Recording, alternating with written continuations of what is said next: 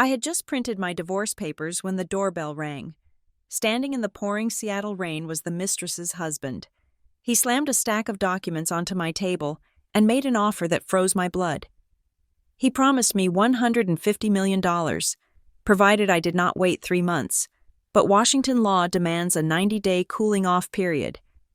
So how exactly was I supposed to bypass the law to get my revenge? My name is Lucy White. I stood in the center of our living room, a space that felt less like a home and more like a curated exhibit in a Belltown high-rise. Outside, the Seattle rain was not merely falling, it was assaulting the city, sheeting against the floor-to-ceiling glass in violent, rhythmic waves. The lights of the city were smeared into gray and amber blurs, distorting the world outside just as the truth of my life had been distorted from within.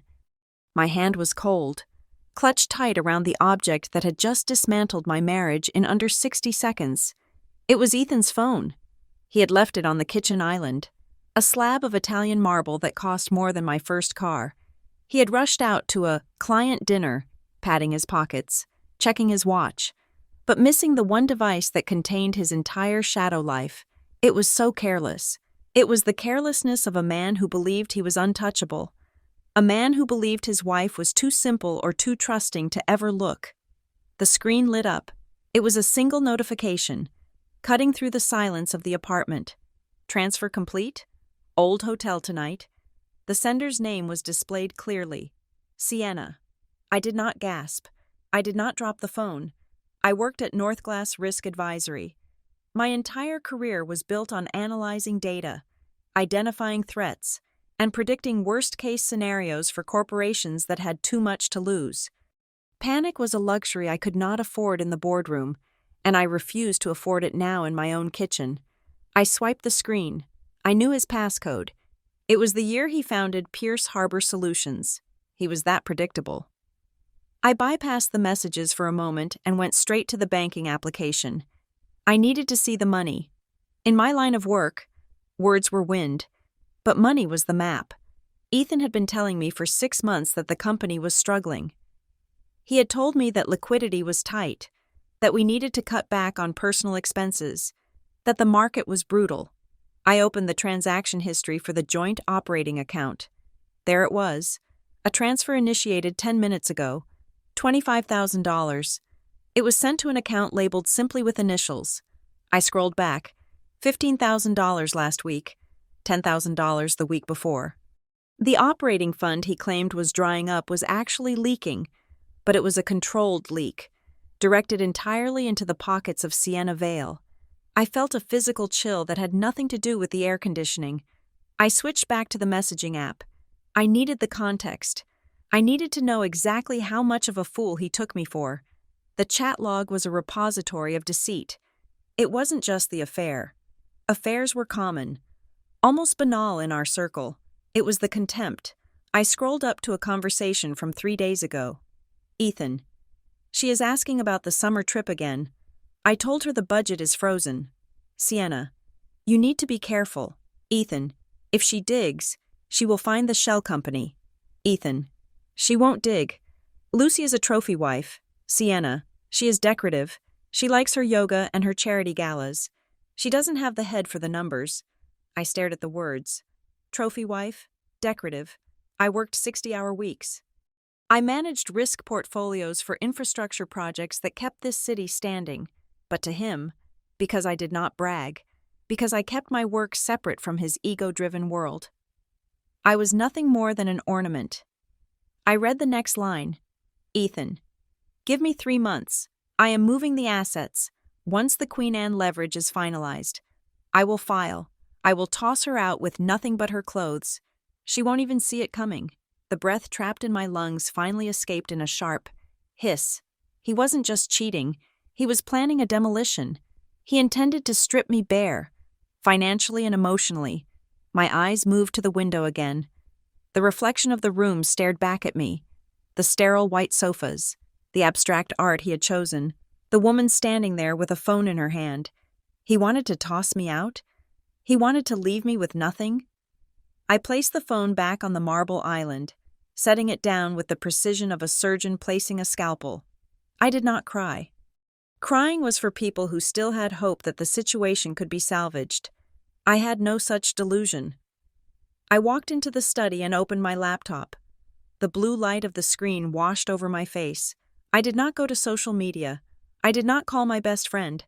I navigated directly to the Washington State Court's website. I had the forms saved. I had downloaded them 6 months ago, on a day when he had snapped at me for asking a simple question about his schedule. I hadn't filled them out then. I had told myself it was just a bad day, that marriage was hard work. I had been mitigating risk, waiting to see if the trend line would improve. The trend line had just crashed. I opened the file. Petition for dissolution of marriage. I began to type. My fingers flew across the keyboard. Name: Ethan Pierce. Name: Lucy White. Date of separation: today. I filled in the fields with a terrifying clarity. There was no hesitation. Every keystroke was a severance. I was cutting the cord. I was deleting the future he thought he controlled. I hit the print command. The printer in the corner whirred to life, a mechanical groan that sounded like a beast waking up. The paper began to feed through. The rhythmic chug, chug, chug, the only sound in the apartment besides the rain, as the pages stacked up in the tray. My mind raced to the one vulnerability I had not secured: Mom and Dad. The house in Queen Anne. It was a beautiful Victorian home, the place where I had grown up. The only place on earth that felt safe. 6 months ago, my father had needed capital for a surgery that insurance refused to cover fully. Combined with a tax issue he hadn't understood, Ethan had stepped in. He had offered to help. He had said he would handle the refinancing, use his connections to get them a private loan. I had trusted him. I remembered the text I had just read. Once the Queen Anne leverage is finalized, he wasn't helping them. He was using their home, my inheritance, as collateral for his own debts. Or worse, he was setting it up so that when he divorced me, he could foreclose on them as a final act of cruelty. He had tricked my aging parents into signing documents they likely didn't understand, burying the terms in legal jargon that he knew I wouldn't see because I respected his privacy in helping them. A wave of nausea hit me. It was sharp and acidic.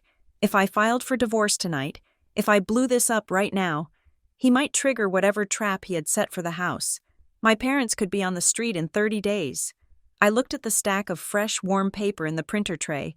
If I stayed, he would bleed us dry over the next 3 months and then discard me. If I left now, I risked the only home my parents had known for 40 years. I closed my eyes and took a breath. It was a calculated risk. I was a risk advisor. When the building is burning, you do not worry about the smoke damage to the furniture. You get out. I would figure out the house.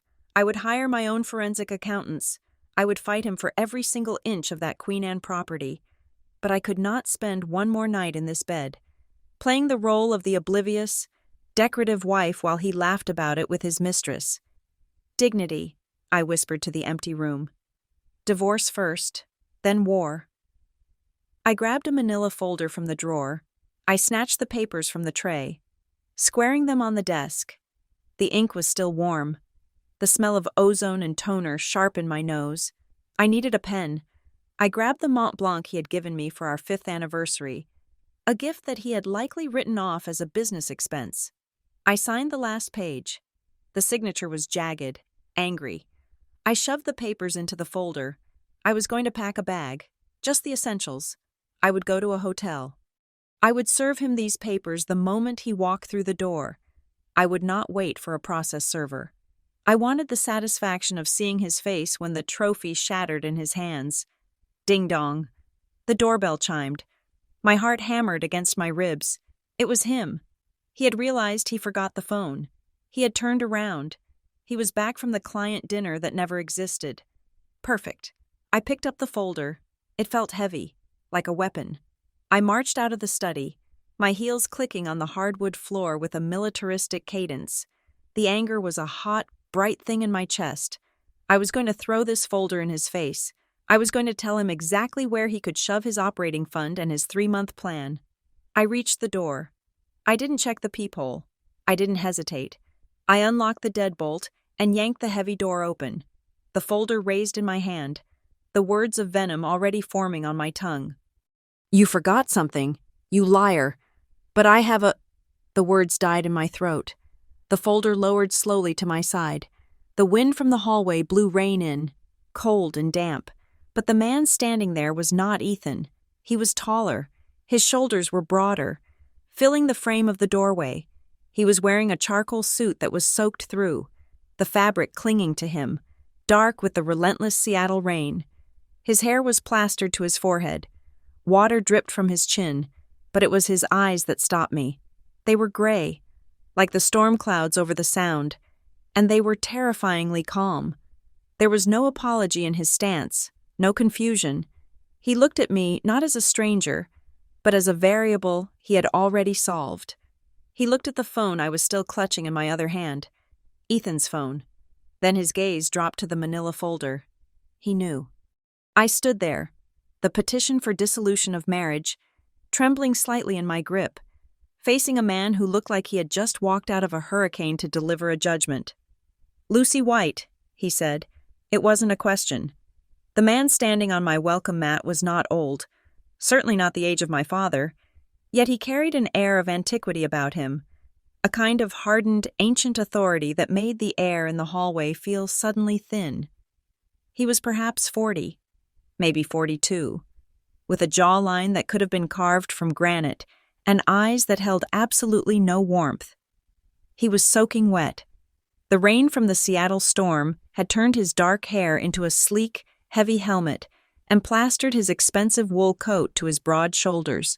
Water dripped from the hem of his coat, landing with a steady, rhythmic tap-tap-tap on the polished concrete of the hallway floor.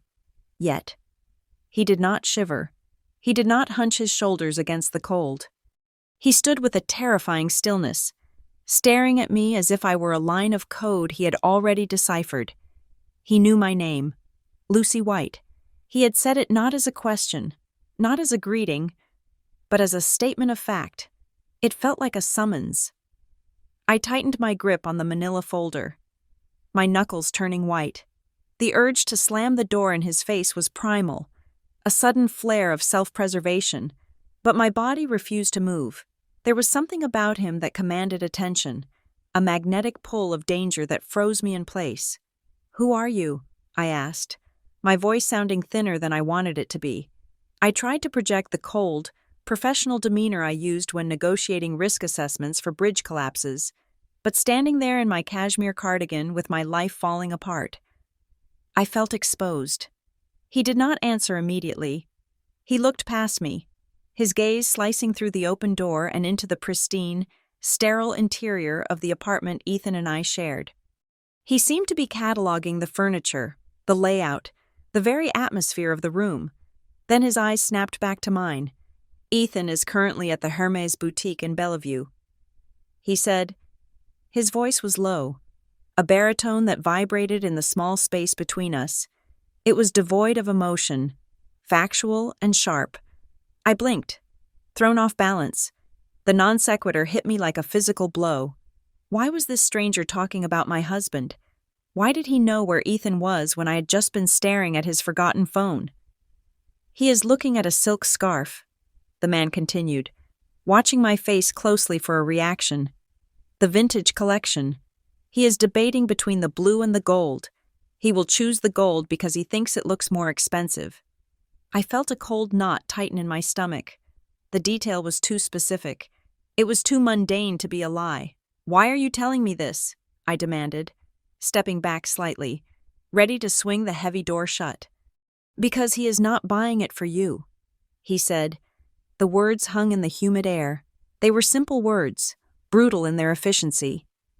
"He is buying it for my wife," the man finished. The world seemed to tilt on its axis. My breath caught in my throat. I looked at this stranger, this soaking wet figure of doom standing on my doorstep, and the pieces slammed together with a violence that made me dizzy. "Your wife," I whispered, the name tasting like ash in my mouth. "Is Sienna?" He nodded once, a sharp, precise movement. He did not look angry. He did not look like a jealous husband who had come to brawl. He looked like a man who was watching a stock market crash on a screen, detached and analytical. "Rowan Vale," he said, offering his name as if it were a business card. Rowan Vale. The name triggered a faint memory in the back of my mind. Something from the financial news, a headline about private equity or hostile takeovers, but I could not place it. He was power. That much was clear. He was the kind of man who moved mountains without ever touching a shovel. "May I come in?" he asked. It was phrased as a question, but the tone made it clear that denying him would be a tactical error. He was already moving forward, not aggressively, but with the inevitability of a rising tide. I stepped back. I did not know why. Perhaps it was shock. Perhaps it was the realization that we were two victims of the same crime, standing on opposite sides of the wreckage. Or perhaps it was because he seemed to know more about my life in that moment than I did. He stepped over the threshold. He brought the smell of the storm in with him. Ozone, wet asphalt, and the sharp, metallic scent of cold rain. He did not apologize for his wet shoes on the hardwood floor. He did not offer to take off his coat. He walked into the center of the living room and stopped, looking around with that same appraising, critical eye. I closed the door, shutting out the noise of the wind, but the silence inside was heavier. Rowan Vale stood in the middle of my living room, a dark stain against the white decor. He looked at the abstract painting Ethan had bought last year, a piece I had hated but pretended to like. He looked at the Italian marble island where Ethan's phone still sat. He looked at the emptiness of the space. "It looks like a showroom," he said, "not a home." I bristled. The insult was casual, tossed out without malice, which made it sting more. "State your business." "Mr. Vale," I said, finding my spine. I walked around him, putting the kitchen island between us, creating a barrier. I placed the manila folder down on the marble surface, my hand resting on top of it protectively. I am not in the mood for riddles, and I am certainly not in the mood to discuss interior design with the husband of the woman who is destroying my marriage. His eyes dropped to the folder beneath my hand. He saw the edge of the document peeking out. Petition for dissolution of marriage. The bold black letters were visible even from where he stood. "You intend to file that tonight," he said. It was not a question. He had deduced it the moment he saw the folder in my hand at the door. "That is my business," I snapped. "You have the King County Court website open on your laptop in the study," he said, gesturing vaguely toward the open door of the office. "You have likely printed 3 copies. You are angry, you are hurt, and you are about to make a tactical error that will cost you everything." I stared at him. How did he know about the laptop? Had he been watching through the window? Or was he just that good at predicting human behavior? "I am filing," I said, my voice rising. "I am done. I am not going to sit here and wait for them to humiliate me." "You are reacting," Rowan said calmly. He reached into the inner pocket of his wet coat. "You are emotional. Ethan is counting on that." "Don't you dare tell me how I feel," I said, the anger flaring hot and bright. "You don't know me. You don't know what he has done. I know he has transferred $25,000 from your joint operating account to a private account in the Cayman Islands in the last hour." Rowan said. I froze. "I know that he has been forging your signature on loan documents for the last 3 weeks." Rowan continued, his voice relentless. "I know that he has set up a shell company called PHS Holdings to absorb the assets of Pierce Harbor Solutions so that when you divorce him, the company you think you are entitled to half of will be an empty husk." He pulled a thin white envelope from his coat. It was dry, protected by the leather of his wallet. "And I know," Rowan said, his gray eyes locking onto mine, "that if you file those papers tonight, you trigger a clause in the refinancing agreement for your parents' house in Queen Anne, a clause that Ethan added. It states that in the event of a change in his marital status or a freeze on his assets, the loan is called in immediately. Full repayment. Within 48 hours, the blood drained from my face. My parents. He knew. He knew about the house. He knew about the trap." "If you file that petition tonight," Rowan said, stepping closer to the island, his voice dropping to a whisper that sounded like gravel grinding together. You serve Ethan the divorce papers, and the bank serves your parents a foreclosure notice on Monday morning. Is that the victory you want? I gripped the edge of the marble counter. The room spun slightly. I felt sick. Ethan had weaponized my parents' home. He had tied their safety to my silence. I didn't know. I stammered. Of course you didn't. Rowan said, He is a mediocre businessman, but he is a talented con artist, and Sienna is guiding him. Sienna, I repeated. My wife is ambitious, Rowan said, a flicker of something dark passing over his face. She does not just want your husband. Lucy, she wants your life. She wants the status, the assets, and the destruction of the previous regime. That is you. He placed the thin white envelope on the marble counter, right next to my divorce papers. The contrast was stark. My folder was thick, messy, emotional. His envelope was sleek, precise, dangerous. What is this? I asked, looking at the envelope. A counterproposal. Rowan said. I looked up at him. Water was still dripping from his hair, running down the side of his face like tears he refused to cry. He looked dangerous. He looked like a man who had walked through hell and decided to buy the real estate. I do not want your money, I said. Though my voice lacked conviction, it is not charity. Rowan said, It is ammunition.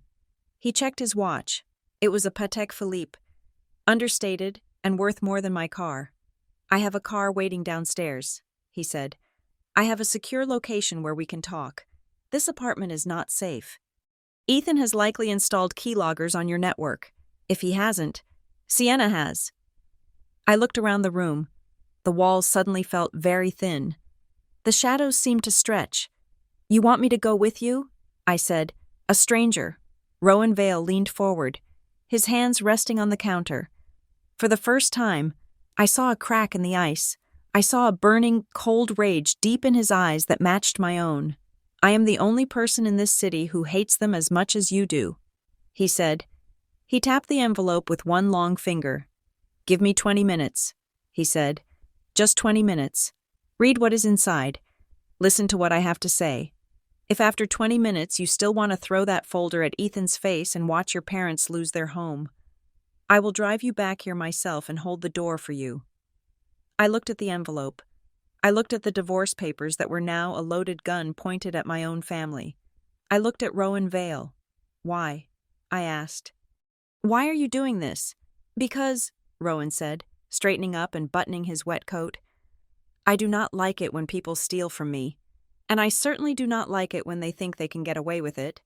He turned and walked toward the door, his movements fluid and silent despite the heavy shoes. He paused with his hand on the knob, not looking back. 20 minutes. Lucy, he said, the clock is ticking. Ethan will be done with his shopping in 30. He opened the door and walked out into the hallway. I stood there for 3 seconds. The silence of the apartment was deafening. The ghost of my marriage was screaming in the corners. I looked at the phone on the counter, the evidence of the betrayal. Then I looked at the envelope Rowan had left. I grabbed it. I grabbed my purse. I did not look back at the apartment. I stepped out into the hallway, pulling the door shut behind me with a click that sounded like the cocking of a pistol. I followed the wet footprints toward the elevator, toward the man who had just offered me a war. The elevator ride was a silent ascent into the stratosphere of Seattle's elite. We stood shoulder to shoulder, water still dripping from our coats, creating small dark puddles on the polished brass floor. Rowan did not speak. He did not check his phone. He simply watched the numbers climb, his reflection in the mirrored doors staring back at him with the impassive gaze of a shark waiting for feeding time. The doors slid open to reveal a private lounge that I recognized only by reputation. It was called The Summit, a members-only enclave perched atop one of the tallest spires in downtown Seattle. It was a place where billionaires shook hands on mergers before the SEC even knew the companies were for sale. The lighting was low, amber and gold, designed to obscure faces and prevent the glare of camera lenses. It was empty. save for a bartender who nodded once at Rowan and then vanished into the shadows. Knowing better than to offer a menu, Rowan led me to a corner booth upholstered in oxblood leather. Far from the entrance, shielded by a wall of soundproof glass that offered a panoramic view of the rain-lashed city below. "Sit," he said. I sat. The leather was cool against my damp clothes. I felt out of place, a woman whose life had just been incinerated, sitting in a room built for victors. Rowan placed the white envelope on the table between us. Then, he pulled a sleek, ultra-thin tablet from his briefcase. He tapped the screen a few times, authorized something with a thumbprint, and slid it across the mahogany surface toward me. "Look," he commanded. I looked. It was a bank interface, but not the kind I saw when I paid my electric bill. This was an institutional dashboard, the kind used by sovereign wealth funds. The header read, Escrow Holdings, L. White Beneficiary Trust. I scanned the numbers. My breath hitched. $150 million. The number was so large it looked abstract. It was a string of zeros that refused to end. "This is a draft structure," Rowan said, his voice cutting through my shock. "The funds are already liquidated from my private holdings. They are sitting in a holding pattern. All it requires is my final digital signature to lock them into an irrevocable trust in your name." I looked up at him, my heart pounding against my ribs. The initial shock began to curdle into suspicion. I was a risk advisor. When someone offered you a golden parachute this big, it usually meant they expected you to jump into a volcano. "I am not for sale." "Mr. Vale," I said, my voice trembling with a mix of anger and fear. "If you think you can buy me to be whatever Sienna is to my husband, you have miscalculated. I am not a prostitute, and I am not looking for a revenge affair." Rowan let out a short, sharp breath, not quite a laugh, but the closest thing to amusement I had seen from him. "I do not want a mistress. Lucy," he said, leaning back, "I have enough trouble with the wife I have, and I'm certainly not trying to buy your affection. That would be a poor investment." "Then what is this?" I asked, gesturing to the tablet. "Why would a stranger offer me $150 million? "I am not buying you," Rowan said, his eyes hardening. "I am buying timing." "Timing," I repeated. He leaned forward, his elbows resting on the table, his fingers steepled. "You know the law in Washington state," he said. Of course I did. Every married person in this state knew the law. Washington is a no-fault state. I recited, but there is a mandatory cooling-off period. Once the petition is filed and served, the court cannot sign the decree for 90 days. "Correct," Rowan said. 90 days, 3 months. The state legislature designed it to save marriages. They want couples to take a breath, go to counseling, and perhaps reconcile. It is a period of pause. He paused, letting the silence hang heavy between us. "Most people treat it as a waiting room," he continued. "They file the papers, they move into separate bedrooms, and they wait for the clock to run out so they can divide the furniture. That is what Ethan expects you to do. That is what Sienna expects." "And what do you want me to do?" I asked. "I want you to use it as a killing floor." Rowan said. The violence of the phrase made me flinch, but I did not look away. "Ethan and Sienna are counting on the 90 days, he explained. "They believe that once you file, you will be emotional, messy, and distracted. They believe the legal system freezes everything in place, but the 90-day period is a double-edged sword. While the court waits to finalize the divorce, the financial discovery phase is wide open." He pointed a finger at me. "The offer is simple," he said. "I give you $150 million. In exchange, you do exactly what I say for the next 90 days. You do not wait. You do not pause. You use every single hour of those 3 months to systematically dismantle Ethan's financial defenses from the inside. While pretending to be exactly the foolish, decorative wife he thinks you are, I stared at the money on the screen. It wasn't a gift. It was a salary. He was hiring me to be a spy in my own home. "You want me to lie to him?" I said. "I want you to act," Rowan corrected. "If you file tonight and scream at him, He will lock you out of the accounts by morning. He will hide the ledgers. He will destroy the hard drives. And your parents will lose their house on Monday. He slid the white envelope toward me. Inside this envelope is a non-disclosure agreement and a strategic addendum. He said, "It outlines the terms.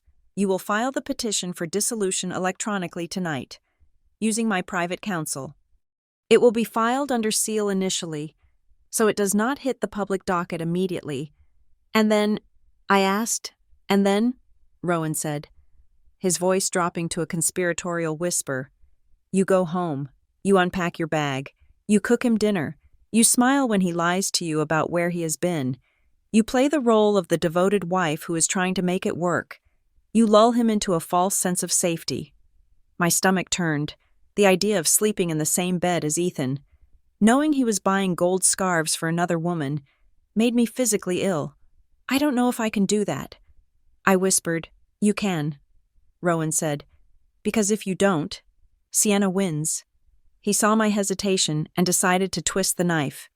"Do you know why I am here, Lucy? Do you know why I am offering you a fortune instead of just divorcing Sienna myself?" I shook my head. "Because I can't," he admitted. The admission came out with a grind of teeth. I blinked. "You can't?" "I am in the middle of a merger that is worth $4 billion, Rowan said. "It is the culmination of 10 years of my life, and due to a legacy clause in the original partnership agreement, my wife, Sienna, holds a proxy vote on the board of the acquiring firm." I gasped. The irony was suffocating. He was a titan of industry, yet he was just as trapped as I was. "If I file for divorce now," Rowan continued, the anger simmering beneath his cold exterior, "she will vote against the merger out of spite. She will torch $4 billion just to hurt me. She has made that very clear. She is holding my life hostage until the deal closes, and guess when? I did the math instantly. 3 months. I said 92 days, to be precise. Rowan said, "We sat in silence. 2 people, trapped in 2 different cages, both locked by the same 90-day timeline. So you need me to destroy her safety net." I realized. "Exactly," Rowan said. "Sienna feels safe because she thinks Ethan is her backup plan. She thinks she has his company, his assets, and his devotion as a safety valve. If I squeeze her, she jumps to him. But if you destroy Ethan, if you expose his fraud, bankrupt his company, and leave him with nothing, then she has nowhere to land." I finished. "And when she realizes her backup plan is a crater," Rowan said, a cruel smile touching his lips, "she will panic. She will make a mistake. She will sign the merger papers to secure her own payout, because she will be terrified of being left with nothing." I looked down at my hands. They were trembling, but not from fear anymore. They were trembling from adrenaline. "This isn't just a divorce," I said. "This is a hostile takeover." Rowan nodded. "It is financial warfare, and you are the sleeper agent." He tapped the document. "The condition is strict. Lucy, you must follow the rhythm. No outbursts. No crying in front of him. No confronting the mistress until I give the signal. If you break character, if you tip them off before the trap is set, the deal is void. The money disappears, and you are on your own." I looked at the tablet again. $150 million. It was enough to pay off my parents' house 1,000 times over. It was enough to start my own firm. It was enough to never have to depend on a man ever again. But more than that, it was a way to fight back. Ethan had called me a trophy wife. He had called me decorative. He thought I was stupid. Rowan Vale was offering me the chance to prove that I was the most dangerous thing in the room. I reached out and took the pen from his hand. It was a heavy silver instrument, cool to the touch. The NDA. I said, "Where do I sign?" Rowan opened the envelope. He laid out the papers. The terms were dense, complex, and ruthless. I read them with the eye of a risk advisor. I saw the clauses about asset freezing, about forensic accounting, about the specific timing of the kill shot. "One question," I said, pausing with the pen hovering over the signature line. "Ask," Rowan said. "The 90 days." I said, "If I do this, If I play the happy wife for 3 months while we build the case, does that mean I have to sleep with him? Rowan's expression didn't change, but his eyes darkened slightly. That is your line to draw, he said. But remember, a man who is cheating usually has no interest in his wife. If you play your cards right, you can be the understanding wife who gives him space. Use his guilt against him, make him think his freedom is his idea. While you are actually tightening the noose, I nodded. I could do that. I could use his own arrogance to keep him away. I signed my name, Lucy White. The ink flowed smoothly onto the paper. It felt different than when I had signed the divorce petition an hour ago. That signature had been an act of desperation. This one was a declaration of war. Rowan took the papers back. He tapped the tablet, and the screen flashed green. The trust is active, he said. The funds are locked. You have access to a discretionary draw immediately for operational expenses, hiring private investigators, forensic accountants, whatever we need. But the bulk releases when the decree is signed and Ethan is ruined. He stood up. He buttoned his coat, masking the wet wool with sheer presence. Go home.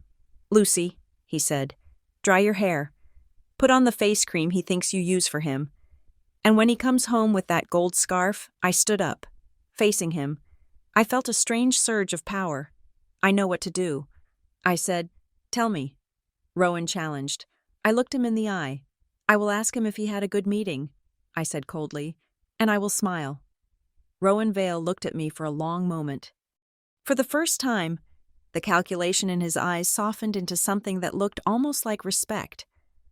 Don't wait 3 months, he said quietly. I won't, I replied. I turned and walked toward the elevator. The ride down would be faster than the ride up. I had a role to play. I had a husband to deceive. And for the first time in my life, I wasn't just managing the risk. I was the risk. I checked my phone as the elevator doors closed. Ethan had texted 10 minutes ago. Heading home. Traffic is bad. Love you. I stared at the words. Love you. I typed back. My fingers steady. Can't wait to see you. Drive safe. The war had begun. Day 1 started not with a bang, but with a silent, digital acknowledgement. I sat in the dark of my home office at 3 a.m. The city outside was asleep, the storm from the previous night having reduced itself to a persistent, weeping drizzle. The screen of my laptop cast a spectral blue glow over my hands. I was logged into the King County Superior Court portal via a secure VPN that Rowan's team had set up for me. My finger hovered over the submit button. This was it. The moment I pressed this key, the 90-day clock would begin to tick. In Washington state, the mandatory waiting period is absolute. You cannot speed it up. You cannot bribe your way around it, but you can use it. I pressed the button. The screen refreshed. A case number appeared. In re the marriage of Ethan Pierce and Lucy White. Status, pending, sealing order, granted. It was done. Legally.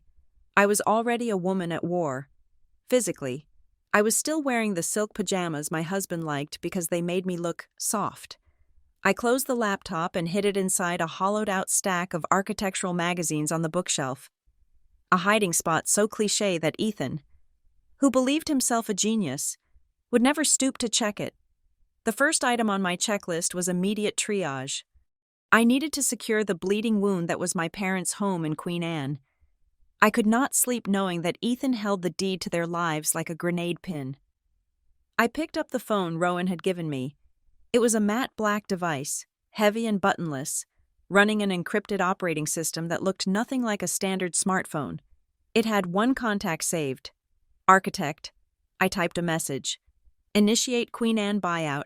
Protocol silent. I watched the message dissolve from the screen.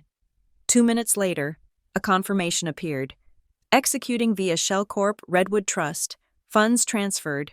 The note is ours. I let out a breath I didn't know I had been holding.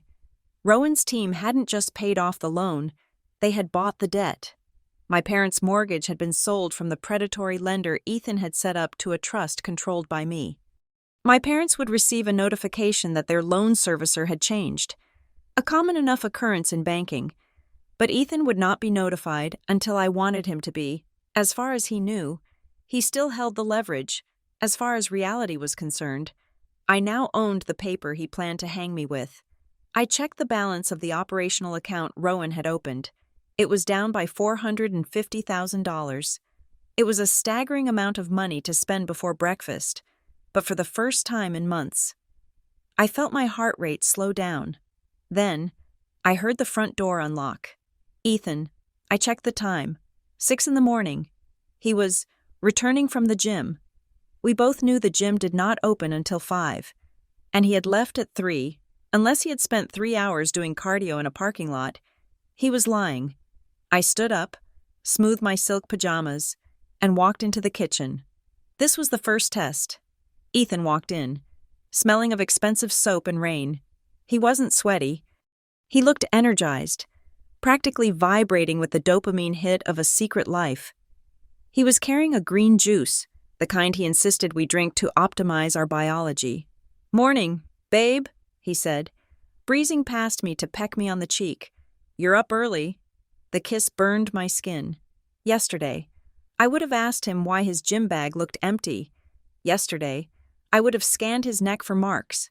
Today, I simply walked to the coffee machine. "Couldn't sleep," I said, my voice steady. "I was thinking about that dinner you have tonight. Did you want me to pick up your dry cleaning?" Ethan stopped. He looked at me, a flicker of confusion in his eyes. He had been bracing for an interrogation. He had his lies prepared.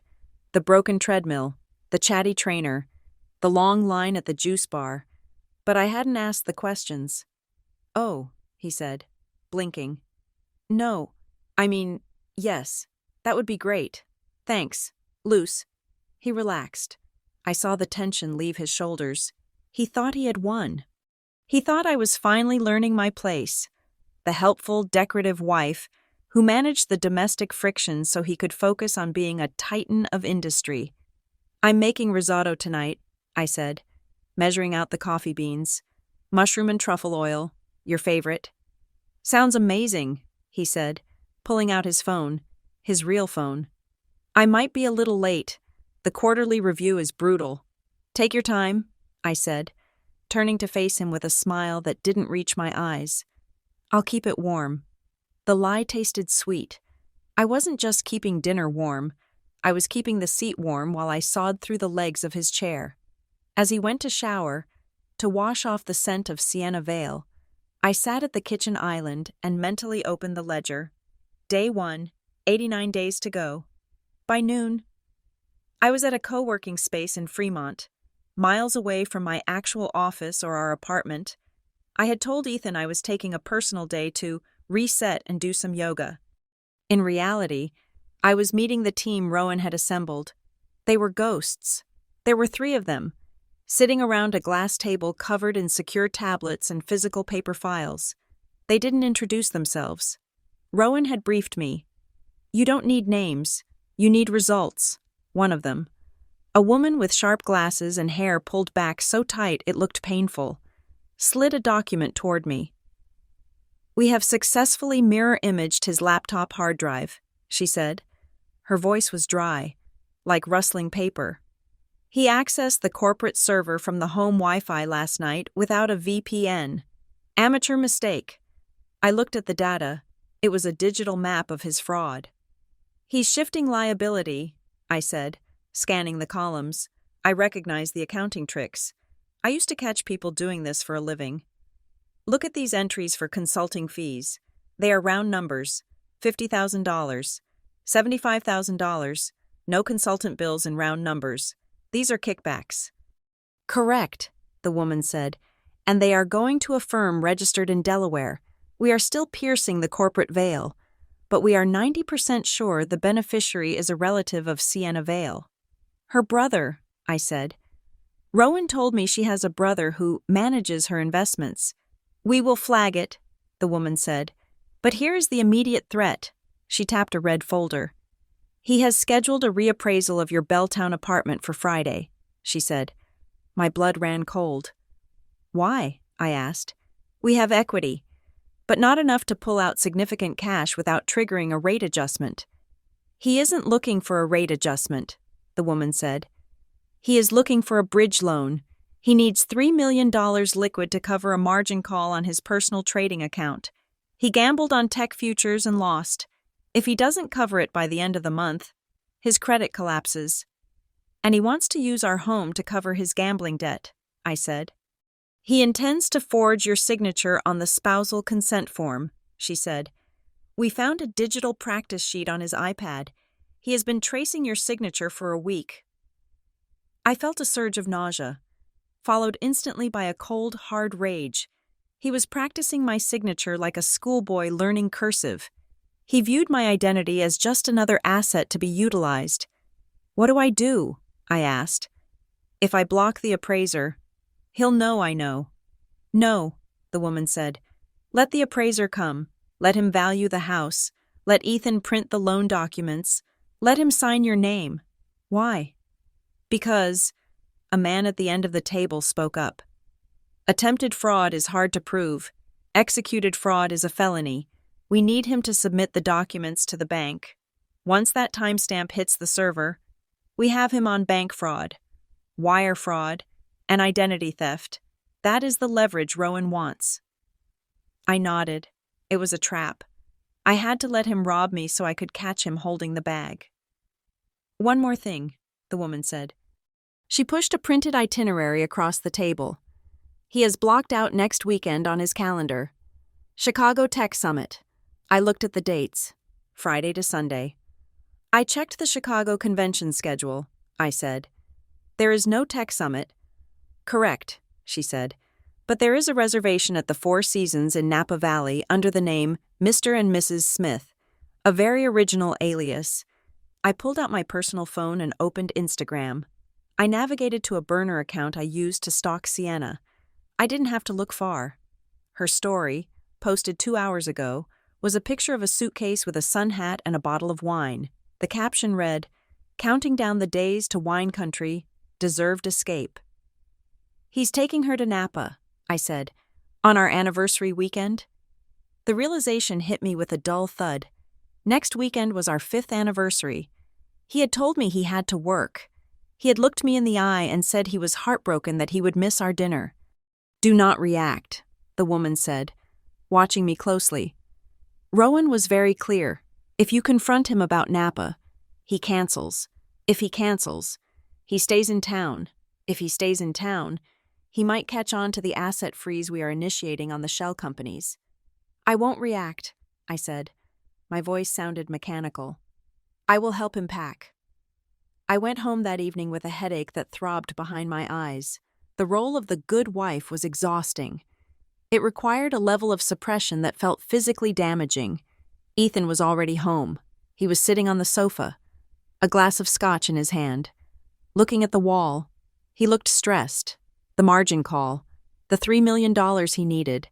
When I walked in, he jumped slightly. Hey, he said, you're late. Yoga ran long, I lied, and I stopped to get fresh basil. I went to the kitchen and started chopping vegetables. The knife hit the cutting board with a rhythmic thwack, thwack, thwack. Ethan walked into the kitchen. He stood behind me. For a moment, I thought he was going to hug me. Instead, he leaned against the counter, watching me cook. You seem different, he said. I froze.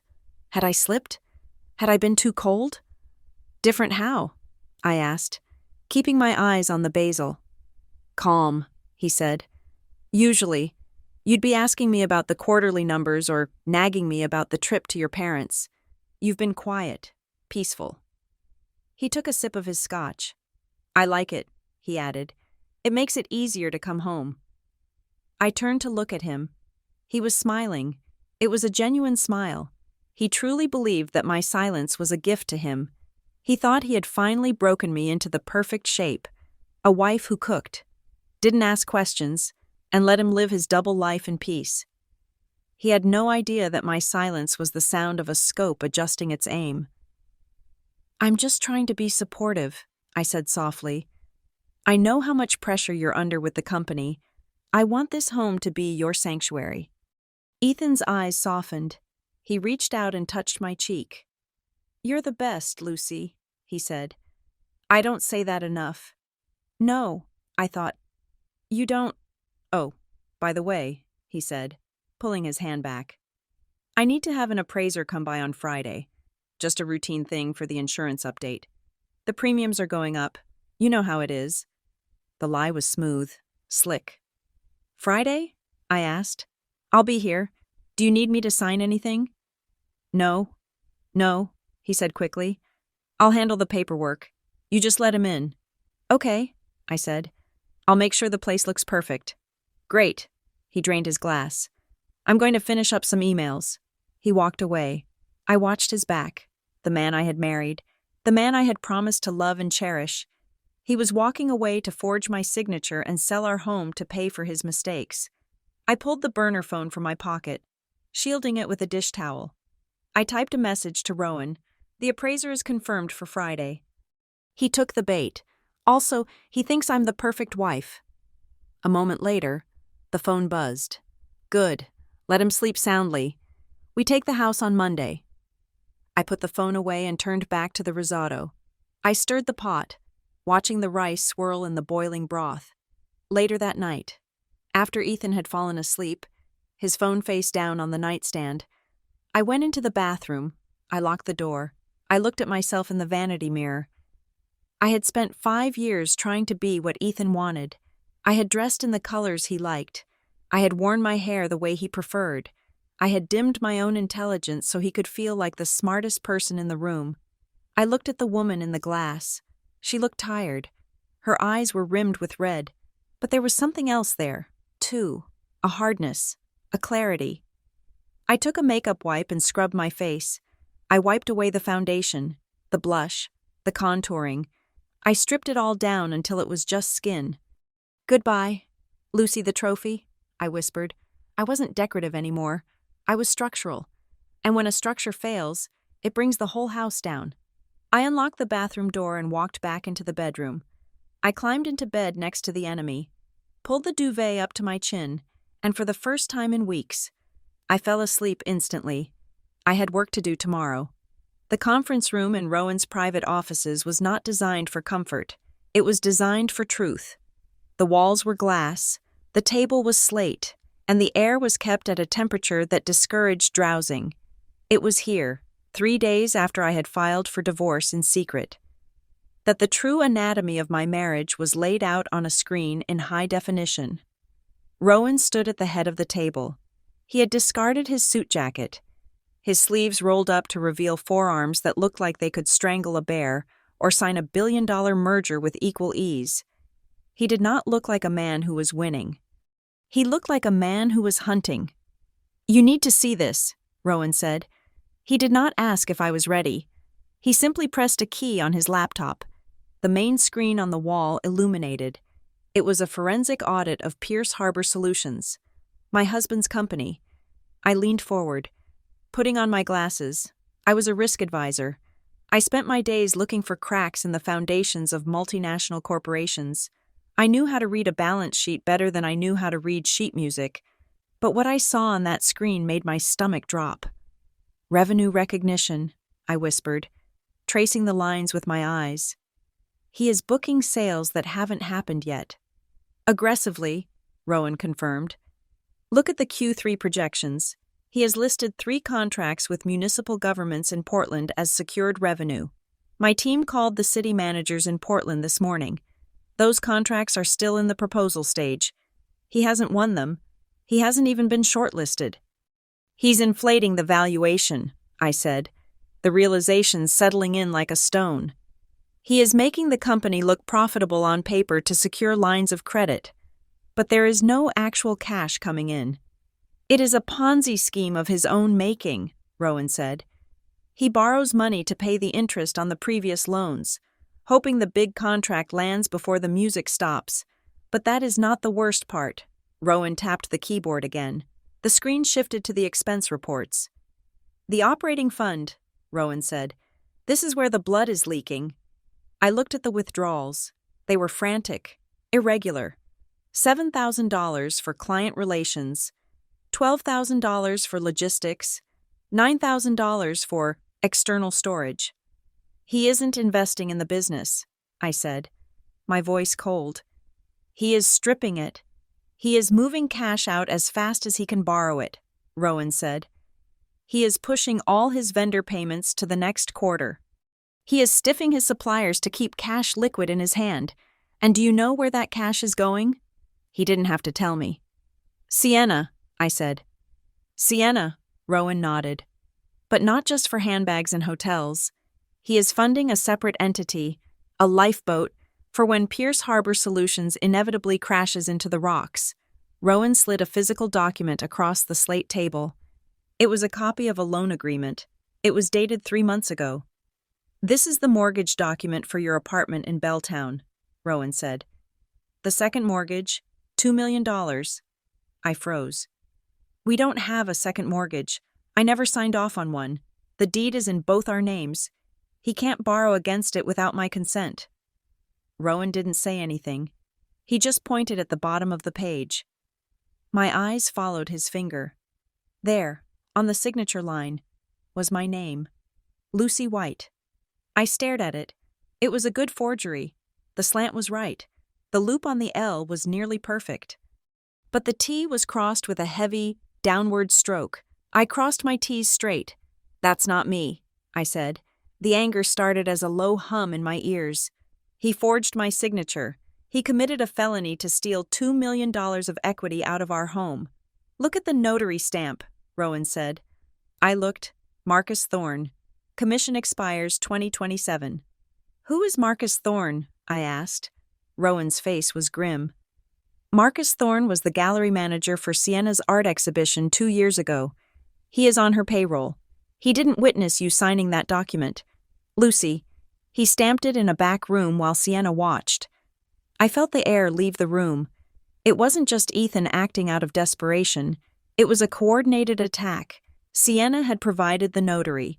Sienna had facilitated the fraud. She wasn't just the mistress. She was the accomplice. There is more, Rowan said.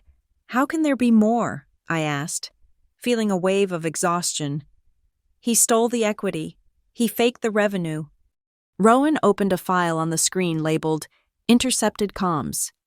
We pulled this from his server backup. Rowan said, an email draft he sent to himself, likely to organize his thoughts, or perhaps a draft he intended to send to his personal attorney. The subject line was, Timeline Strategy. I read the text. If I can stall the audit for another 3 months, the liquidity transfer will be untraceable. I need to keep Lucy happy until the 90-day mark. Once we pass the waiting period, I can file the disclosures with the new numbers. She will get half of a bankrupt company, and the offshore accounts will be clean. I read it twice. Keep Lucy happy. Wait past the 90-day mark. Rowan walked around the table and stood next to me. He was close enough that I could smell the faint scent of sandalwood and rain that seemed to cling to him. You see? Rowan said quietly. He is counting the days, too. He knows the law. He thinks the 90-day cooling-off period is his shield. He thinks that while the court forces you to wait, he can finish scrubbing the crime scene. He thinks I'm waiting, I said. He thinks I'm just sitting there, arranging flowers. He thinks you are a variable he has already controlled, Rowan said. That is why you cannot wait. That is why we have to strike now. I looked at the forged signature again. The violation felt physical. He had sold my security to buy his freedom. But the house, I said suddenly, remembering the Queen Anne property. My parents' house. You said he trapped them with a loan. We bought the loan, Rowan reminded me. Your parents are safe. I know, I said. But who was the original lender? Ethan told me it was a private favor, a friend from college. Rowan hesitated, for the first time. He looked like he didn't want to show me something. Show me, I demanded. I need to know the whole picture. Rowan sighed and tapped the screen. A corporate hierarchy chart appeared. It showed the flow of money for the loan that had almost cost my parents their home. The lender of record was a company called Obsidian Capital. Obsidian Capital is a boutique distressed asset fund, Rowan explained. They specialize in predatory lending. They find people who are desperate, lend them money at variable rates, and then seize the property when the terms shift. And? I asked. Rowan tapped the top of the chart. The board of directors for Obsidian Capital listed 5 names. The third name was Sienna Vale. My hands curled into fists on the table. She owns the fund, I whispered. She is a limited partner, Rowan corrected. But she directs their acquisition strategy. Lucy, this wasn't an accident. Ethan didn't just go to a random lender. Sienna told him to use Obsidian. The realization hit me with the force of a physical blow. She wanted the house, I said. My voice shook. She didn't just want my husband. She wanted my parents' home. She wanted to take everything. Why? Why be so cruel? Because she hates you, Rowan said simply. Not for who you are, but for what you represent. You are the legitimate wife. You are the one with the history. To a woman like Sienna, who has clawed her way up by using men, you are an insult. She wants to erase you. She wants to leave you with nothing so she can feel like she won everything. I stared at the screen, the numbers blurred.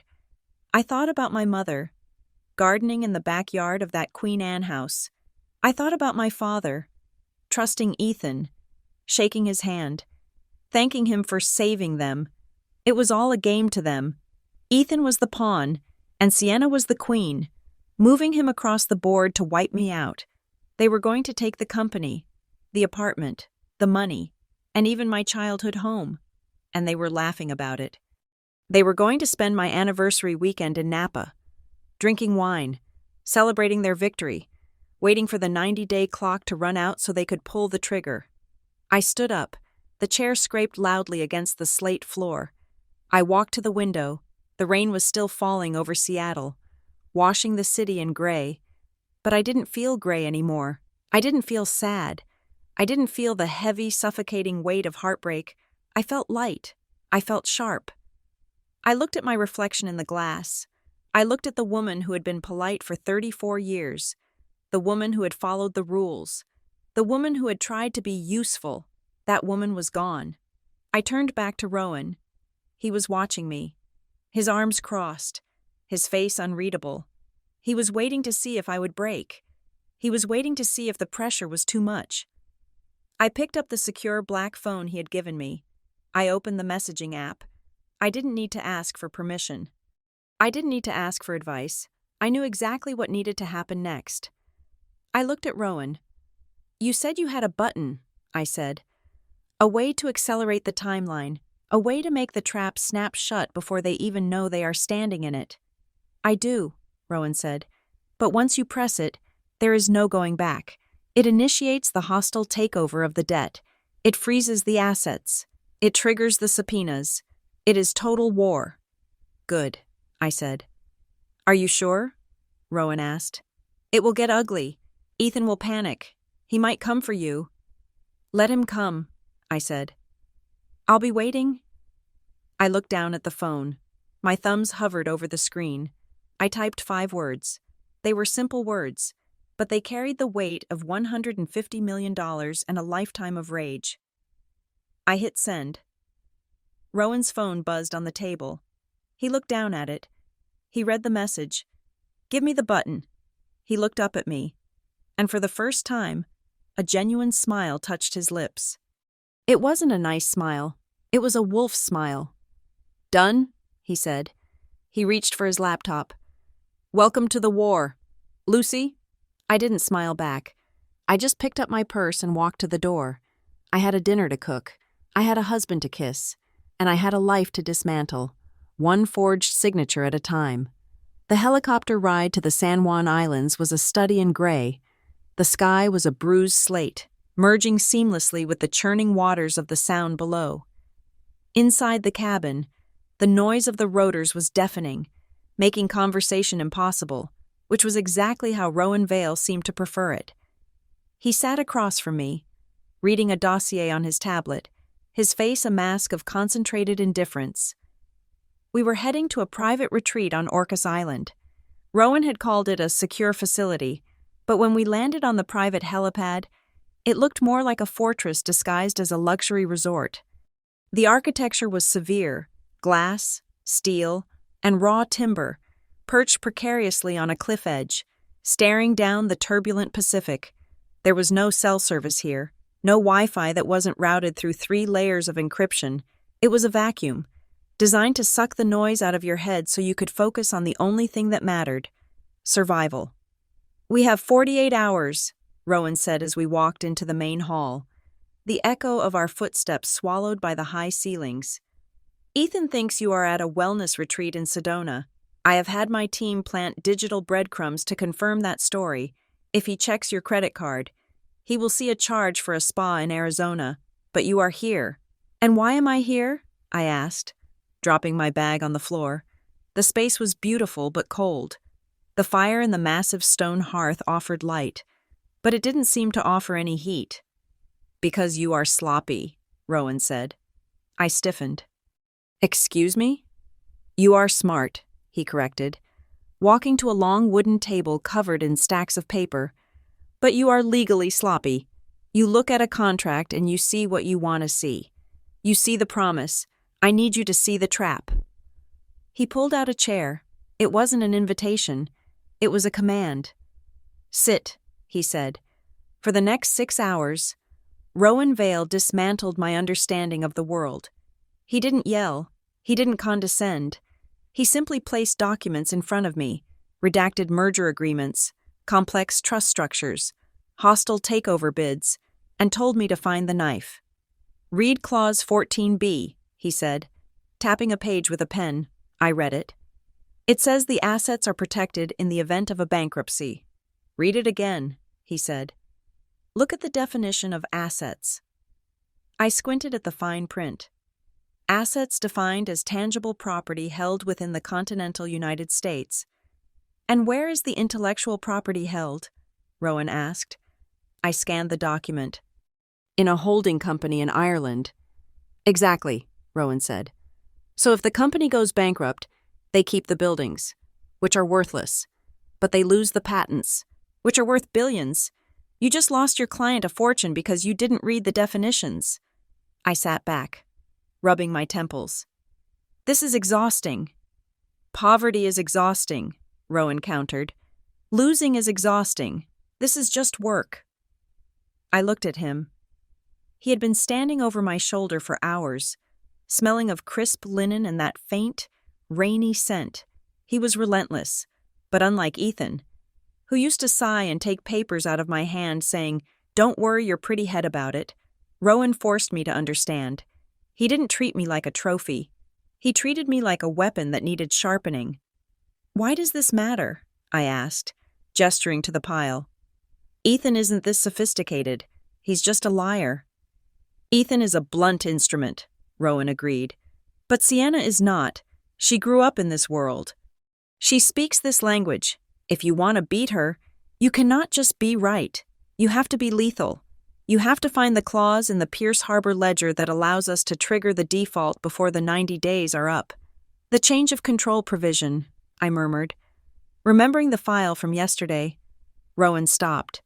He looked at me, a flicker of surprise crossing his gray eyes. "Yes," he said softly. "The change of control. If he restructures the debt without board approval, it counts as a change of control," I said, my mind racing. "And if it's a change of control, the original creditors can demand immediate repayment. And since we bought the debt," Rowan said, a slow, dangerous smile forming, "we are the creditors. We can bankrupt him on a Tuesday." I realized. "We can bankrupt him," Rowan corrected, "whenever you decide he has suffered enough." He walked to the window and looked out at the storm. The wind was whipping the trees against the glass. "You are good at this, Lucy," he said. He didn't turn around. "Better than half the associates I pay $500,000 a year." I felt a flush of pride that I hadn't felt in a decade. "Thank you," I said. "Don't thank me," he said, his voice dropping. "It's a tragedy that you had to learn it to survive your husband." Dinner was served in the main dining room, a cavernous space where the two of us sat at one end of a 20-foot table. The staff moved like shadows, placing plates of seared scallops and pouring wine before disappearing. The atmosphere had shifted. The intense focus of the study session had faded, leaving behind a silence that felt heavier, more personal. "Why Sienna?" I asked. I hadn't meant to ask it. It slipped out, perhaps loosened by the wine, perhaps by the strange intimacy of the isolation. Rowan swirled the Pinot Noir in his glass. He didn't look offended. He looked tired. "It was a merger," he said. "Not a marriage." "You didn't love her?" "I respected her ambition," Rowan said. 10 years ago, I needed political cover to enter the Asian markets. Her father was a diplomat. My father was a complicated man with a bad reputation. The Vale name was toxic. The Vale-Sienna alliance cleaned it up. "So it was a trade," I said. "Reputation for power." "Precisely," Rowan said. "We shook hands. We signed a prenuptial agreement that was thicker than a phone book. We agreed to be a power couple on the cover of magazines. We did not agree to be happy." He took a drink. "But somewhere along the line, she decided the contract wasn't enough," he continued. "She didn't want a partner. She wanted a subject. She needs to be the sun. Lucy, she needs everyone to orbit her, and I do not orbit." "So she found Ethan," I said. "Because Ethan loves to orbit." "Ethan is a satellite," Rowan said with disdain. "He reflects whatever light is shined on him. He makes her feel powerful because he is weak. But that is not why I cannot divorce her." "The merger," I recalled. "The $4 billion. "It's not just the money," Rowan said. He looked at me, his eyes dark. "It is the narrative. Sienna owns the media narrative. She has spent 10 years cultivating the image of the saintly wife supporting the cold tycoon. If I leave her, she destroys the brand. She leaks stories. She invents abuse. She turns the world against the deal. Investors get scared. Stocks tank. I lose everything I built." "So you are trapped," I said. "By a story." "We are all trapped by stories," Rowan said. "You were trapped by the story of the happy housewife. I am trapped by the story of the perfect husband." He looked at me across the candlelight. "That is why we have to rewrite the ending," he said. At that moment, a server approached to refill the water glasses. He was young, nervous, perhaps intimidated by Rowan's presence. As he reached across the table, his hand shook. The heavy crystal pitcher clipped the edge of the wine glass. It happened in slow motion. The glass tipped. The red wine, dark as blood, slashed across the white tablecloth, heading straight for my lap. I didn't have time to move, but Rowan did. Before the liquid could touch me, he was there. He had moved with a speed that was almost frightening, lunging from his chair. His hand shot out, not to catch the glass, but to grab me. He gripped my upper arm and yanked me physically out of the chair. Pulling me sideways, I stumbled, losing my footing on the polished floor. I fell against him.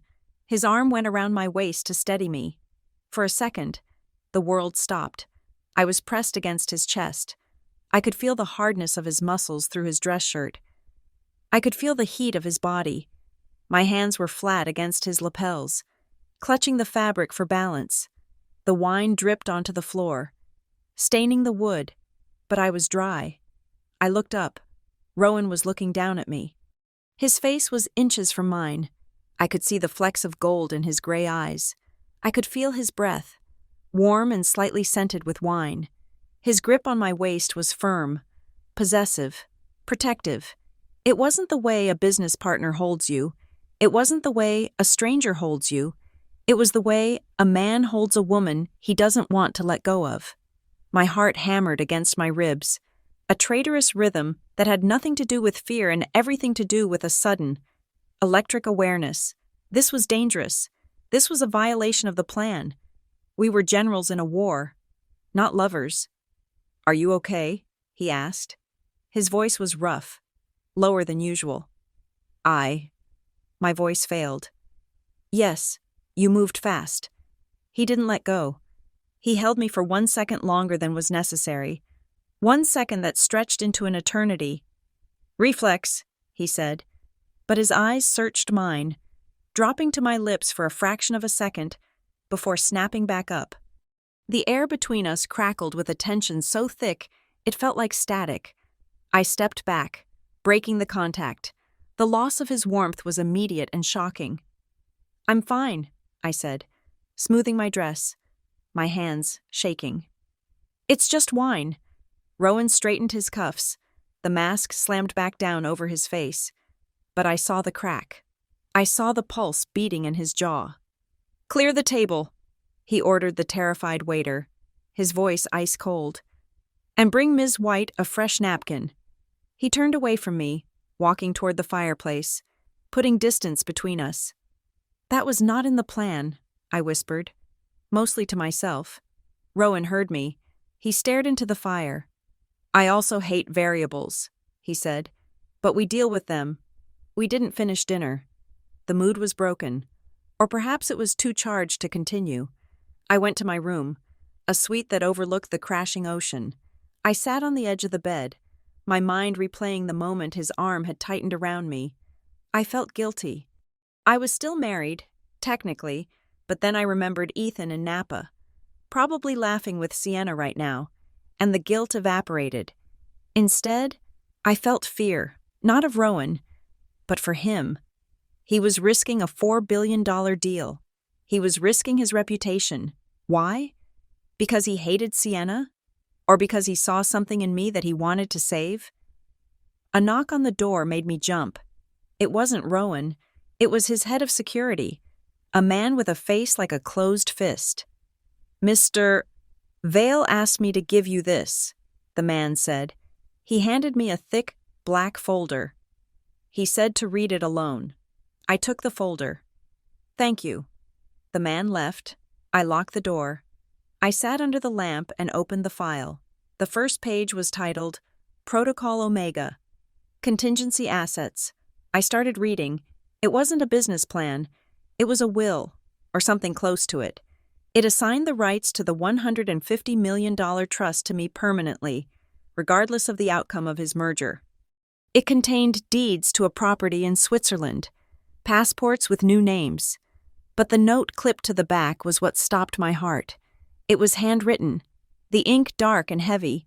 "Lucy, Sienna plays dirty. When she realizes we have outmaneuvered her, she will not attack the money. She will attack the people. She will try to find something to use against me to force a settlement.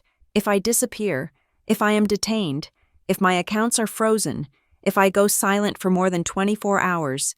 Do not come looking for me. Take this file. Use the funds. Disappear. The $150 million is not a payment. It is armor, and armor is only useful if you survive to wear it. RV. I touched the paper. My hand was trembling. He wasn't just teaching me to fight Ethan. He was preparing me for a war that could destroy him. He was giving me the lifeboat while he stayed on the ship to steer it into the iceberg. I walked to the window. I couldn't see his room from here, but I knew he was awake. I knew he was looking at the same storm. "Armor," I whispered. I closed the folder and placed it under my pillow. I finally understood the stakes. This wasn't a divorce. It was a rescue mission. And for the first time, I wasn't sure who was rescuing whom.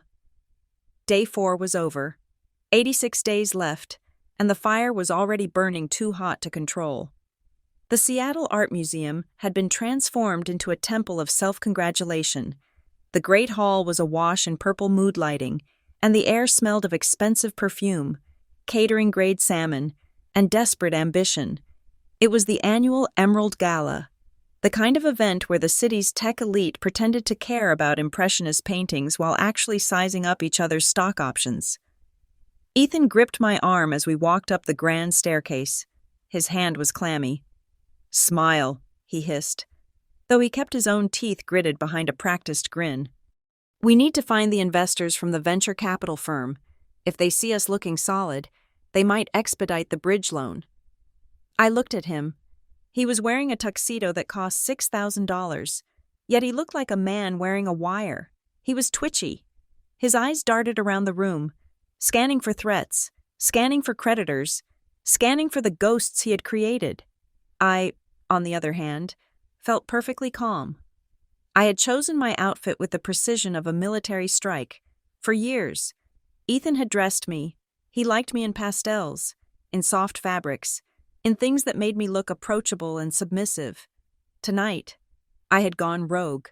I wore a gown of midnight blue silk, cut sharp and high at the neck, with a back that plunged dangerously low. It was severe. It was elegant. It was a dress that said I did not need approval. I wore no jewelry except for my wedding ring, which felt heavier by the day, like a shackle I was about to melt down for scrap. "You look intense," Ethan had said when I walked out of the bedroom. "I look expensive," I had replied. "Isn't that the point?" We circulated through the room. I played my part. I nodded at the boring anecdotes of CEOs. I laughed at the jokes of their wives. But all the while, I was watching Ethan. He was manic. He was drinking champagne too fast. He was laughing too loud. "Everything is fantastic," I heard him tell a potential investor. "Pierce Harbor is actually pivoting to a more lean operational model. We are cutting the fat." I took a sip of my sparkling water. I was the fat. I was the thing he intended to cut. Then, the atmosphere in the room shifted.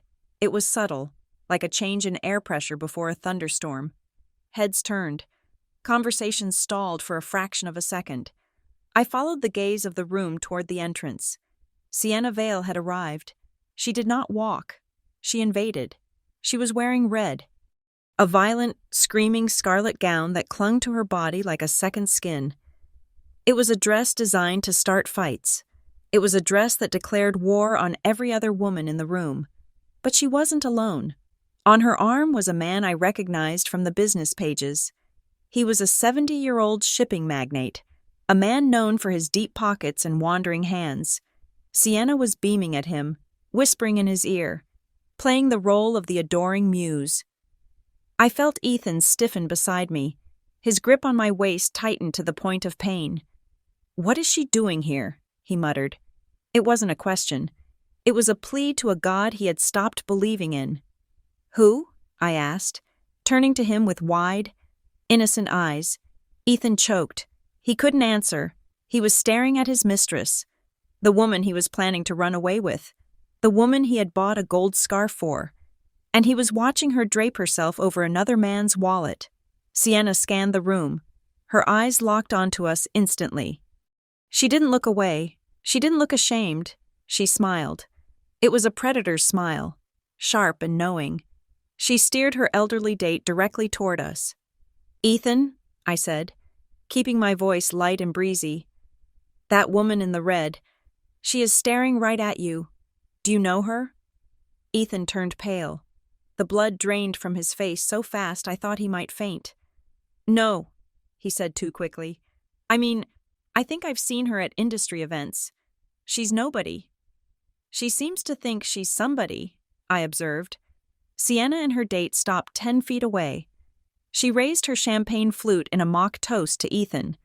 Her eyes drifted over me, assessing the blue dress, the straight spine, the lack of fear. Her expression soured slightly. She had expected to see a victim. Instead, she saw a reflection. "She looks familiar," I pressed, twisting the knife. "Didn't you say something about a consultant named Sienna? Is that her?" "No," Ethan snapped. "Lucy, drop it. Can we get a drink? I need a drink." He tried to steer me away, but his jealousy was overriding his survival instinct. He kept looking back. He was furious. How dare she? How dare she bring another man to his arena? He forgot, conveniently, that he had brought his wife. He dragged me to the bar. His movements jerky. He ordered a double scotch. "You're hurting my arm," I said quietly. He released me as if I had burned him. He looked at me, his eyes wild. "Why are you looking at her?" he demanded. "Why are you asking questions? You never ask questions." "I was just making conversation," I said. "You seem on edge, Ethan." "I am not on edge," he hissed, loud enough that a passing waiter glanced at us. "I am managing a high-stakes environment. You wouldn't understand. You just stand there and look pretty. That is your job." "I am doing my job," I said. "Are you doing yours?"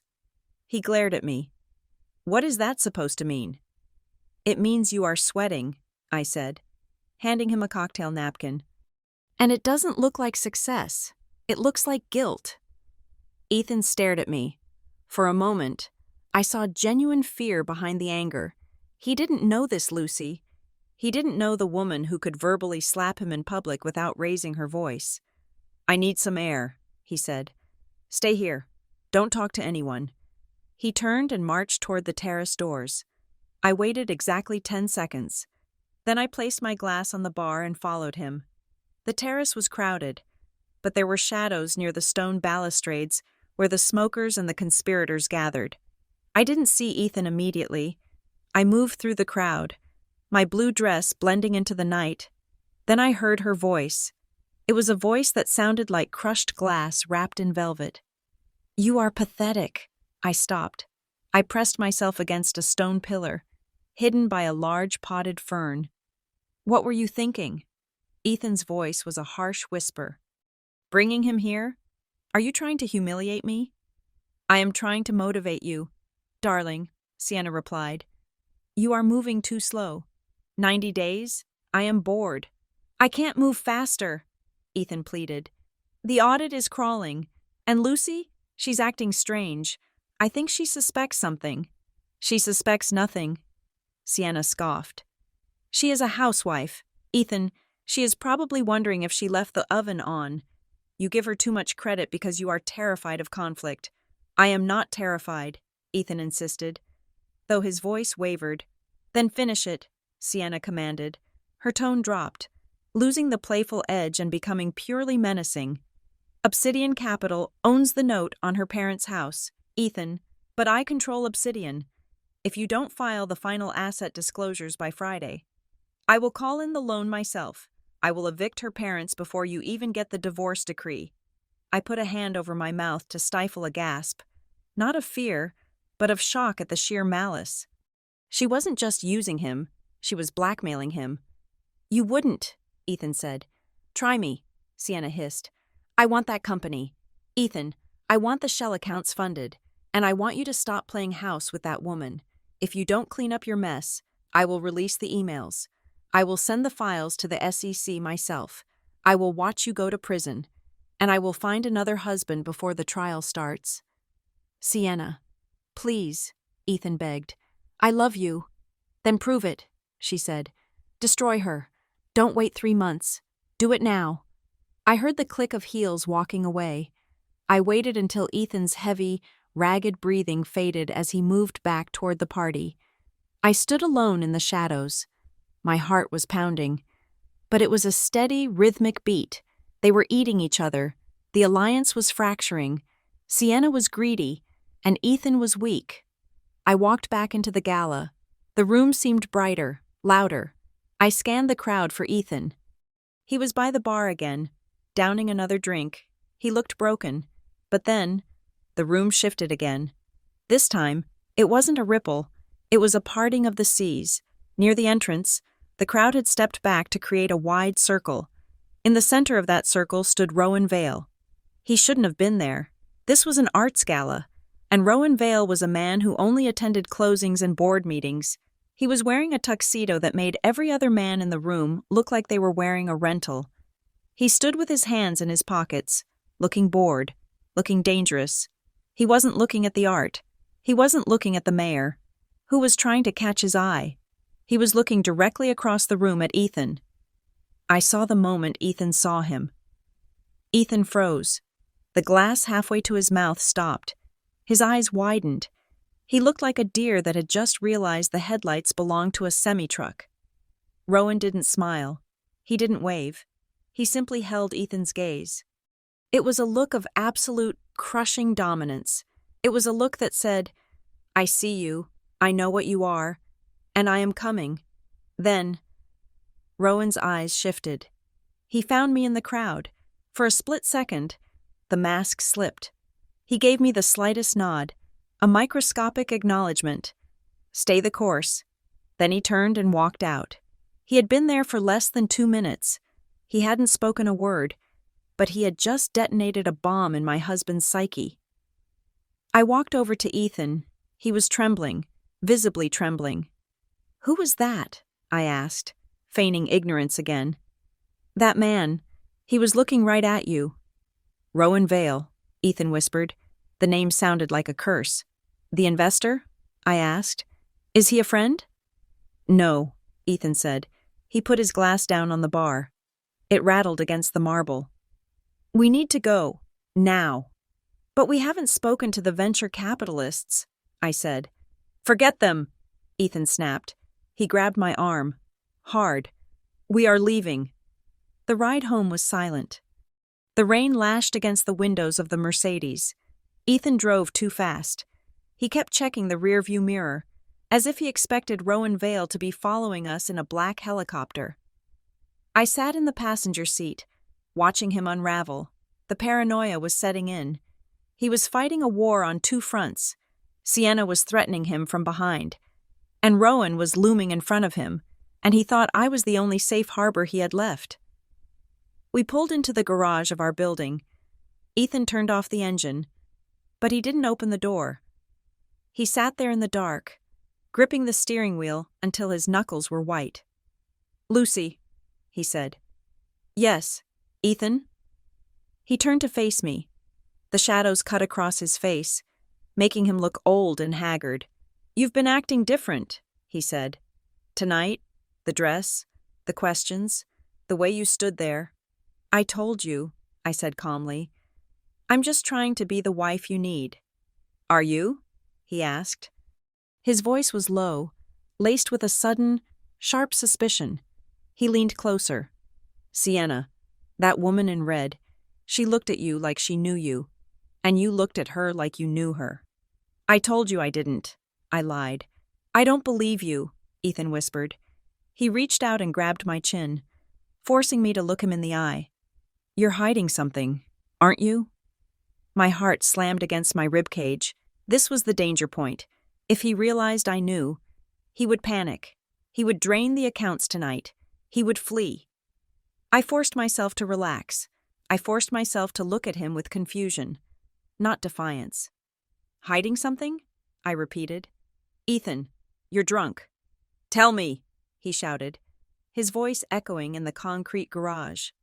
"Are you talking to someone? Did someone approach you?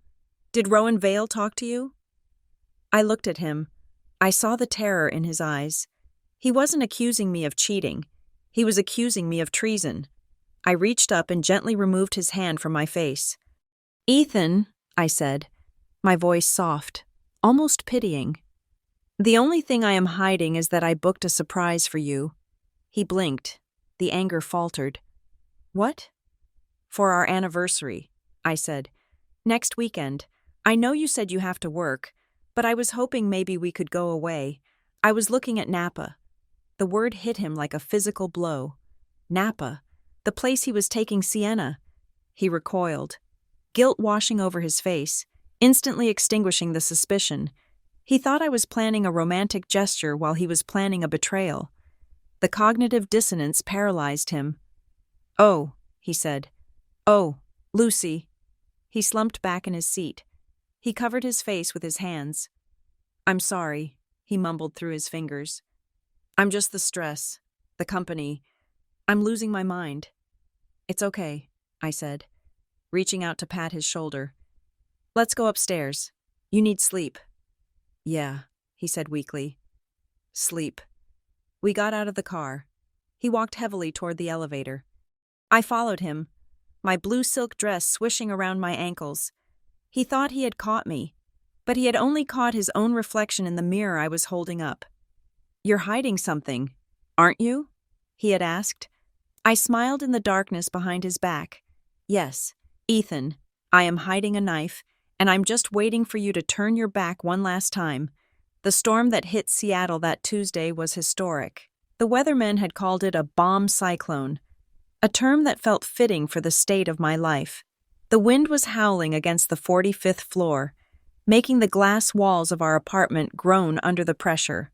Rain lashed the windows so hard it sounded like gravel being thrown against the pane.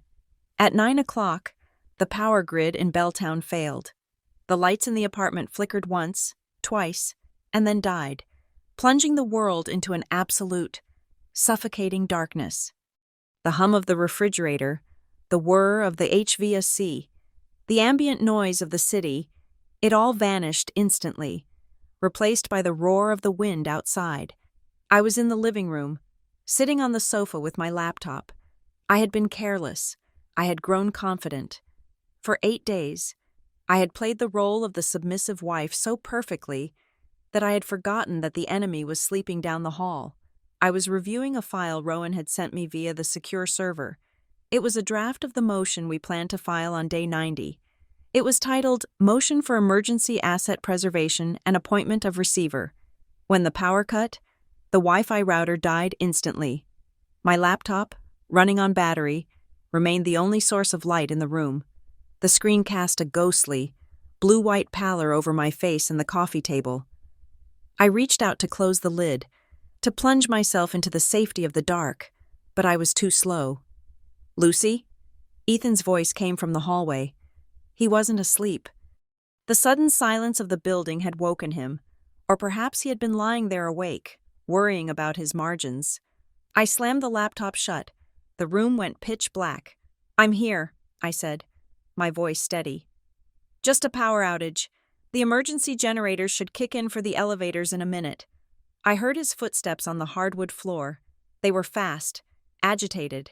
He was moving toward me, guided by the sound of my voice. "What were you doing?" he asked. "Checking emails," I lied. "Work? In the dark?" he asked. He was standing right in front of me now. I could smell the scotch on his breath. He had been drinking again. "I saw the light. Lucy, I saw the screen." "It was nothing," I said, reaching for my phone to turn on the flashlight. "Just a client brief." "Show me," he said. "Ethan, don't be ridiculous," I said, standing up. "It's a blackout. I'm going to find the flashlights." He grabbed my wrist. His grip was wet and hard. "Show me the laptop," he snarled. It wasn't the voice of my husband.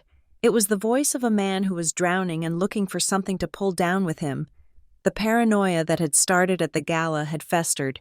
He knew I was hiding something. He just didn't know if it was an affair or an attack. He snatched the laptop from the coffee table before I could stop him. "Ethan, give that back," I shouted, the first crack in my facade appearing. He ignored me. He flipped the lid open. The screen came to life, illuminating his face from below. It made him look skeletal, his eyes hollow and terrified. I had closed the lid, but I hadn't logged out. The file was still there. The header was bold and damning. Case: Pierce dissolution. Asset freeze draft. Status: prepared for filing. Attorney of record: Rowan Vale Legal Group. Timeline: mediation. Day 45. Ethan stared at the screen. He read the words. I watched his lips move slightly as he parsed the legal jargon. Dissolution. Asset freeze. Rowan Vale. He looked up at me, the blue light reflected in his eyes, making them look manic. "What is this?" he whispered. "Ethan," I started. "What is this?" he screamed, the sound tearing through the dark apartment. "Dissolution? Asset freeze? You filed?" He scrolled down. His finger hit the trackpad frantically. "Day 45?" he read aloud. "You aren't waiting? You're planning to freeze the accounts in 45 days?" He looked at the name again. "Rowan Vale," he hissed. "The man from the gala. The man who stared at me. You know him. You lied to me." He threw the laptop onto the sofa. He took a step toward me. In the darkness, he was just a shadow, a looming threat. "Who is he?" Ethan demanded. "Is he your lover? Is that it? You're sleeping with the competition to take me down?" I felt a surge of adrenaline, cold and sharp. I could have lied. I could have said it was a mistake, a misunderstanding. But the time for lies was over. The laptop was open. The gun was on the table. I stood up straighter. I didn't back away. "He is not my lover," I said, my voice cutting through the noise of the storm. "He is the man who is going to make sure you don't steal my parents' house." Ethan froze. The mention of the house hit him like a physical slap. "You know," he whispered, "I know about the forgery. I said. I know about the second mortgage on this apartment. I know about the shell company in the Caymans, and I know about Sienna. The name hung in the air between us. Ethan let out a sound that was half laugh, half sob. He ran his hands through his hair, pacing in the small circle of light cast by the laptop. You think you're smart, he spat. You think you can stop me? You have nothing. You're a risk advisor. Lucy, you're a glorified calculator. You don't know how this game is played. I know enough, I said. You know nothing, he shouted. You think filing a motion will stop me? I can move that money in 10 minutes. I can empty every account before your lawyer even wakes up to pour his coffee. He was panicking. He was revealing his hand. He fumbled for his pocket. He pulled out his phone. The screen lit up his face again. I'm doing it now, he said, his voice trembling with rage. I'm transferring everything. The operating fund, the reserves, the equity line. I'm sending it all to the offshore trust. You want a divorce? Fine. You can have half of zero. He started tapping furiously on his phone. Ethan, don't, I said. If you move that money now, it's a felony. It's only a felony if they catch me, he yelled.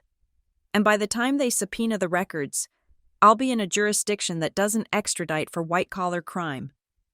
He was dialing a number. He put the phone to his ear. Pick up, he muttered. Pick up, you idiot. It was 3 a.m. He was calling his CFO, or perhaps Sienna's brother. Mark, Ethan shouted into the phone. Wake up. I need you to execute the Omega transfer. Yes, now, all of it. I don't care about the clearance protocols. Override them. I am authorizing it verbally. I watched him. He was destroying himself. He was confessing to conspiracy to commit wire fraud on a live line. I reached into the pocket of my robe. I found the heavy buttonless black phone Rowan had given me. I didn't look at the screen. I knew where the button was. I typed 3 letters, N-O-W. I hit send. Ethan was still shouting into the phone. I am sending you the authorization code now. Just do it. He hung up. He looked at me with a triumphant, twisted sneer. It's done, he said. The request is in the queue. By morning, Pierce Harbor Solutions will be an empty shell. Congratulations. Lucy, you won the house. I hope you enjoy living in it alone. Suddenly, the intercom on the wall buzzed. The sound was jarring in the dark apartment. The backup generator must have kicked in for the building's essential systems. Ethan jumped. He looked at the door. Who is that? He asked. The buzzer sounded again, long, urgent. I walked over to the wall panel. I pressed the talk button. Yes? I asked. Mrs. Pierce? The voice of the night concierge crackled through the speaker. I apologize for the disturbance. I have a gentleman here. He says it is a legal emergency. He has a badge. Send him up, I said. No, Ethan shouted. Don't let anyone up. But I had already released the button. What did you do? Ethan backed away from me. Who did you call? The police? You called the police on your husband? I didn't call the police, I said calmly. We waited in the dark. The minutes stretched out like hours. Ethan paced. He checked his phone every 30 seconds, watching the transfer progress bar on his banking app. Come on, he muttered. Processing. Then, a heavy knock on the door. Ethan looked at me. Don't open it. I walked past him. I have to. I opened the door. Standing in the hallway, illuminated by the emergency lights, was a short, stout man in a raincoat. He was holding a waterproof document pouch. Behind him stood 2 large men in suits, Rowan's private security, though they didn't identify themselves. Ethan Pierce? The man asked. Looking past me, Ethan stepped into the foyer. He looked wild, disheveled. What do you want? He demanded. The man stepped forward and thrust the pouch into Ethan's chest. You have been served, the man said. Served with what? Ethan ripped the pouch open. He pulled out a thick stack of papers. Emergency order for discovery and immediate preservation of assets, the man recited in a bored monotone, issued by the King County Superior Court. Night duty judge. 20 minutes ago. Ethan's hands shook so hard, he almost dropped the papers. This is impossible, he stammered. Courts are closed. Not for emergency injunctions involving allegations of multi-million-dollar fraud, the man said. The order requires you to surrender all digital devices, financial ledgers, and passport immediately. It also freezes all accounts associated with your Social Security number, effective as of 12:01 a.m. this morning. Ethan looked at his phone. The banking app was still open. Transfer status, failed. Account locked. Code 99. No, Ethan whispered. No, no, no. If you attempt to move funds after being served this order, the process server added, looking at the phone in Ethan's hand, it is considered contempt of court and immediate obstruction of justice. The penalties include mandatory detention. Ethan looked at me. The realization washed over him. I hadn't just filed for divorce. I had timed the service to hit him exactly when he was most vulnerable. Exactly when he would try to run. You trapped me, he said. His voice was full of wonder and horror. I didn't trap you, I said. I just turned on the lights. The process server signaled to the 2 security guards. Mr. Pierce, we are authorized to collect the devices listed in the warrant, one of the guards said. Please hand over the phone. Ethan clutched the phone to his chest. It contained the evidence of his call to Mark. It contained the texts to Sienna. You can't take this, he said. This is private property. It is evidence, the guard said. Stepping forward, Ethan panicked. He did the one thing that guaranteed his destruction. He turned and ran. He ran back into the living room, toward the balcony. I don't know what he planned to do. Throw the phone off the 45th floor? Jump? Stop him! The process server shouted. Ethan made it to the glass door. He fumbled with the latch, but his hands were shaking too hard. He pulled up a document on his phone instead. He was trying to delete the transfer log. He was trying to wipe the history, but in his panic, his thumb slipped. He wasn't on the delete screen. He was on the confirmation screen for the emergency power of attorney he had drafted earlier for Mark, just in case he needed someone else to sign for him. It was a digital document, legally binding once biometrically signed. He pressed his thumb down. Face ID confirmed. Document signed. Sent to Mark_CFO, PierceHarbor.com. Sent to ComplianceSEC.gov. Auto-forward rule enabled by Rowan's hackers. The phone beeped. Ethan stared at it. He had just sent a signed legal document authorizing his CFO to commit fraud, and he had accidentally carbon copied the Securities and Exchange Commission because Rowan's team had compromised his email rules days ago. He dropped the phone. He sank to his knees on the carpet. The security guards walked over, picked up the phone, and bagged it. Thank you. Mr. Pierce, the guard said.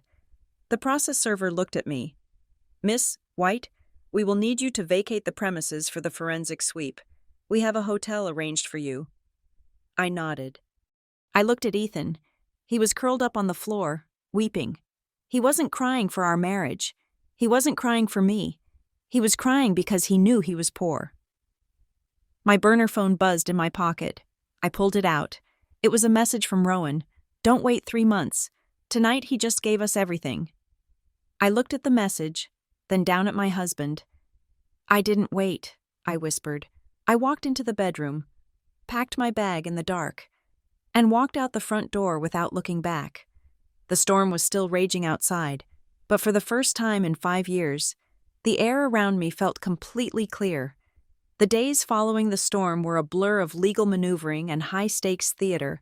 Although I had left the apartment that night, the war was not yet over. Ethan was wounded, bleeding cash and credibility, but he was not dead. The emergency freeze on his assets was a temporary tourniquet, subject to a hearing in 72 hours. He still had one move left, one desperate gasp for air to keep his Ponzi scheme from collapsing before he could flee the country. He needed a bridge loan. He needed liquid cash to pay off the immediate threats and buy his ticket out of the United States. and I was going to hand him the pen to sign his own death warrant. I called him 2 days after the blackout. He sounded like a ghost, his voice rasping with lack of sleep and an abundance of scotch. "Why are you calling?" he asked. "To gloat?" "No," I said, pitching my voice to the perfect frequency of a concerned, confused wife. "I am calling because I am worried. Ethan, the lawyers, they say if the stock price drops another 10%, the board will vote you out. If you lose the CEO chair, we lose everything. The house, the reputation, my parents' security." There was a silence on the line. I knew I had hooked him. His ego was the only thing bigger than his debt. "What do you suggest?" he asked, suspicious but desperate. "We need to control the narrative," I said. "Monday is our 5th anniversary. We cancel the Napa trip. Instead, we host a dinner here in Seattle, a private, intimate dinner for the key shareholders and the new potential investors. We show them we are united. We show them the rumors of divorce and fraud are just that, rumors." "A dinner," he repeated. "You would do that? After everything?" "I want to save what we built." "Ethan," I lied. "If we survive this week, we can figure out the rest later. But we have to survive the week." He agreed. Of course he agreed. He thought he was charming me back into submission. He thought I was terrified of being poor. The venue was a private room at Canlis, overlooking Lake Union. It was the kind of place where agreements were whispered over Wagyu beef and vintage Cabernet. But before the dinner, the paperwork had to be done. Rowan had set the trap with terrifying precision. Through a complex web of shell companies, he had positioned a new entity, Vanguard Holdings, as the potential savior for Pierce Harbor Solutions. Vanguard was offering to buy the company's short-term debt, giving Ethan the $3 million in liquidity he needed to make the freeze go away and calm the panic.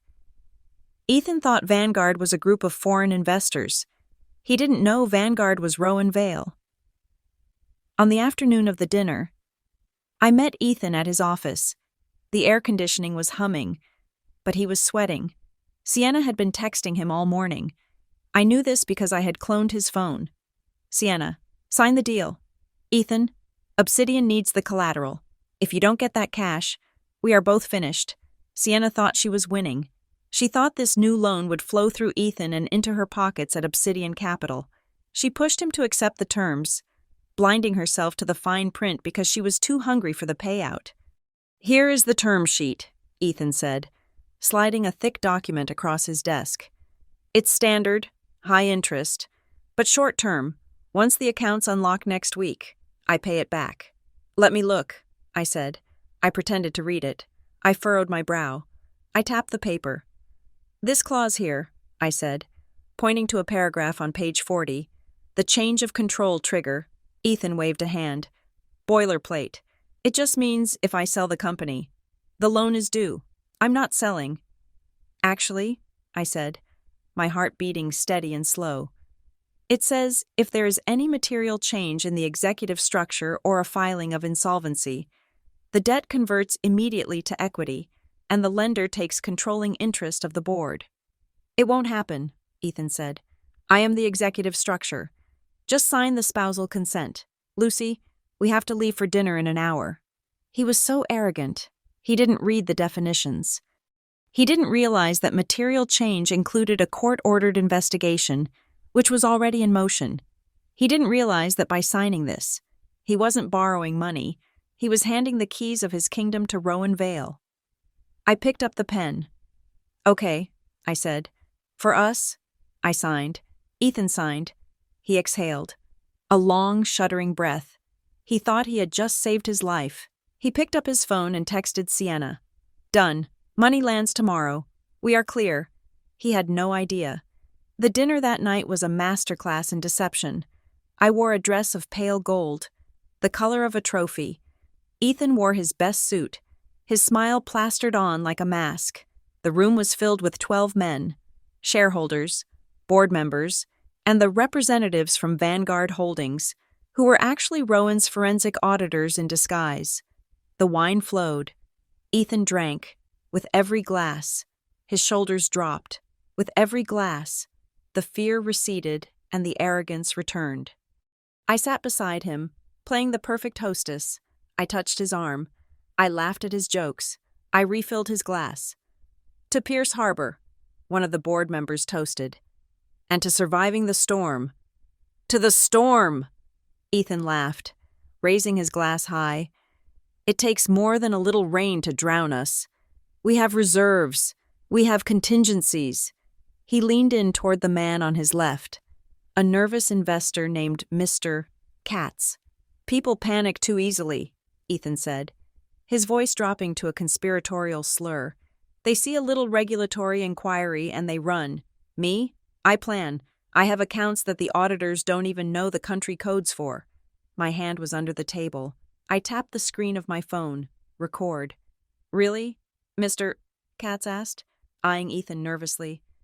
"I thought the transparency report showed all holdings." "Transparency is for the public," Ethan winked. He was drunk on power and relief. "Real wealth is invisible. I have a setup in the Cook Islands that is completely impenetrable. Once this bridge loan clears tomorrow, I'm moving the whole nest egg. Let the lawyers chase dust." I watched the phone screen. The waveform of his voice spiked and dipped, capturing every syllable of his admission to money laundering and intent to defraud creditors. "And Lucy?" Mr. Katz asked, glancing at me. "She is okay with this?" Ethan laughed. He threw an arm around my shoulder, pulling me close. I smelled the stale alcohol and the expensive cologne. A mix that made my stomach turn. "Lucy?" he said, squeezing me. "Lucy is a saint. She doesn't care about the details. She just wants the life. As long as the check's clear, she's happy. Right, babe?" I looked at him. I looked at the man who had promised to love me. The man who was currently selling me out to a room full of strangers. "Right, Ethan," I said, smiling a smile that felt like a blade. "As long as the check's clear." Under the table, I stopped the recording. I hit send. The file flew through the digital ether, landing directly on Rowan's server, and simultaneously in the inbox of the federal prosecutor Rowan had been back-channeling with for a week. The dinner wound down. Ethan was euphoric. He stumbled slightly as we walked to the valet stand. "We did it," he whispered to me, leaning heavily on my shoulder. "They bought it. The loan is approved. Tomorrow. The 3 million hits, and I'm gone." "Gone?" I asked. "You mean, we're gone?" He froze. For a second, the mask slipped. He looked at me with a flash of genuine pity. "Yeah," he said, too quickly. "Us? Napa? We're going to Napa." But I knew. Earlier that day, while he was in the shower, I had found the physical file in his briefcase. It wasn't a ticket to Napa. It was a one-way charter flight to a non-extradition island in the Indian Ocean. There was only one seat booked. He wasn't taking me. He wasn't even taking Sienna. He was going to steal the bridge loan, leave Sienna with the debt, leave me with the foreclosure, and vanish. "Napa?" I repeated. "I can't wait." We got into the car. Ethan passed out almost immediately, snoring against the leather headrest. I looked out the window as Seattle rolled by. The city looked clean after the storm. My burner phone buzzed. I looked at the message. It was from Rowan. "The wire is queued. The bank has accepted the collateral. The change of control papers are drafted." I typed back. "He admitted to the Cook Islands account on tape. He thinks he is leaving tomorrow." Rowan's reply came instantly. "He is leaving tomorrow, but not to the Cook Islands." I looked at Ethan sleeping. He looked like a child, a greedy, broken child who had broken his toys and thought he could just buy new ones. The car pulled up to the curb of our building. The doorman opened the door. "Mrs. Pierce," he said. "Help him up, please," I said. He celebrated a little too hard. I followed them up to the penthouse. I watched the doorman dump Ethan onto the bed. I didn't take off his shoes. I didn't loosen his tie. I walked into the living room. Rowan was there. He hadn't broken in. I had given him the key code. He was standing by the window, looking out at the lights of the city. He held a glass of Ethan's best whiskey in his hand. He turned when I entered. "Did he enjoy his dinner?" Rowan asked. "He thinks he is a genius," I said. "He thinks he played us all." Rowan took a sip of the whiskey. "The best cons always let the mark think they are winning until the handcuffs click." He walked over to the table where I had left the bridge loan contract, the copy Ethan had signed. He picked it up. "You realize what you did tonight, Lucy?" he asked. "I lied," I said. "I manipulated. I trapped my husband." "You executed a hostile takeover," Rowan corrected. "This signature doesn't just give us the right to the money, it gives us the right to the company. When the sun comes up and that wire transfer hits his account, the debt triggers the insolvency clause immediately because of the undisclosed liabilities we found in the audit. So he gets the money," I said. "But he loses the company instantly. He gets the money for exactly 4 seconds," Rowan said, "because as soon as the cash hits his account, the freeze order we updated with tonight's recording locks it down. He will be staring at $3 million he cannot touch, while security escorts him out of the building he used to own." I felt a shiver run down my spine. It was brutal. It was absolute. "And Sienna?" I asked. "Sienna co-signed the guarantee through Obsidian," Rowan said, his voice dropping to a low, dangerous register. "She thought she was guaranteeing a payday. Instead, she guaranteed his debt. When he defaults, which he will, at 9:01 a.m., I come for her assets to cover the loss." Rowan walked up to me. He stood close, the smell of whiskey and rain surrounding him. He looked at me with an intensity that made the air in the room feel thin. "You have been waiting for someone to save you," he said. "But tonight, you saved yourself." "Is it over?" I asked. "Almost," Rowan said. "Tomorrow is the board meeting. That is the execution. Tonight is just the wake." He reached out and tucked a strand of hair behind my ear. His fingers lingered on my jawline. It was the only touch of softness in a night made of steel. "Go to sleep, Lucy," he said. "You have a big day tomorrow." "What happens tomorrow?" I asked. Rowan smiled. It was the smile of a man who had already seen the future and found it pleasing. "Tomorrow," he said, his voice soft and terrifying. "You don't just divorce him. You change the ownership of his entire life." He put the glass down, turned, and walked out the door. I stood alone in the silence.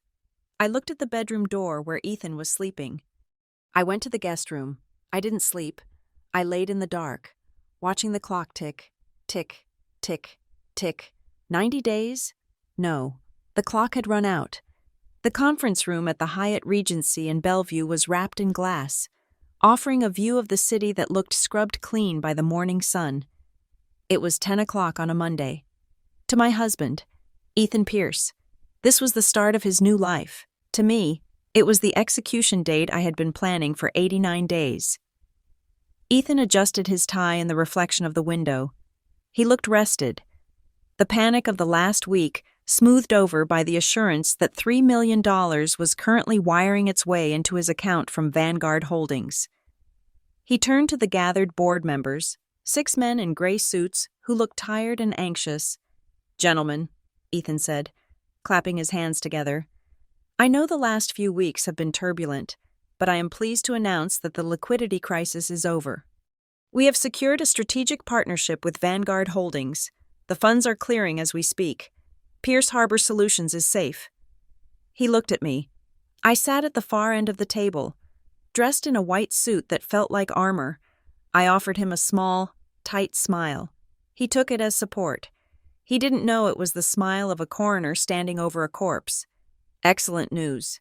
"Ethan," the chairman of the board said, though he didn't look relieved, "but we have a question regarding the structure of this new debt. It is standard." Ethan waved his hand dismissively. "Just a bridge loan. We pay it back in 30 days once I move some assets around." The double doors at the back of the room opened. Ethan turned, expecting to see the representatives from Vanguard, the faceless investors he thought he had charmed. Instead, Rowan Vale walked in. The room temperature seemed to drop 10 degrees.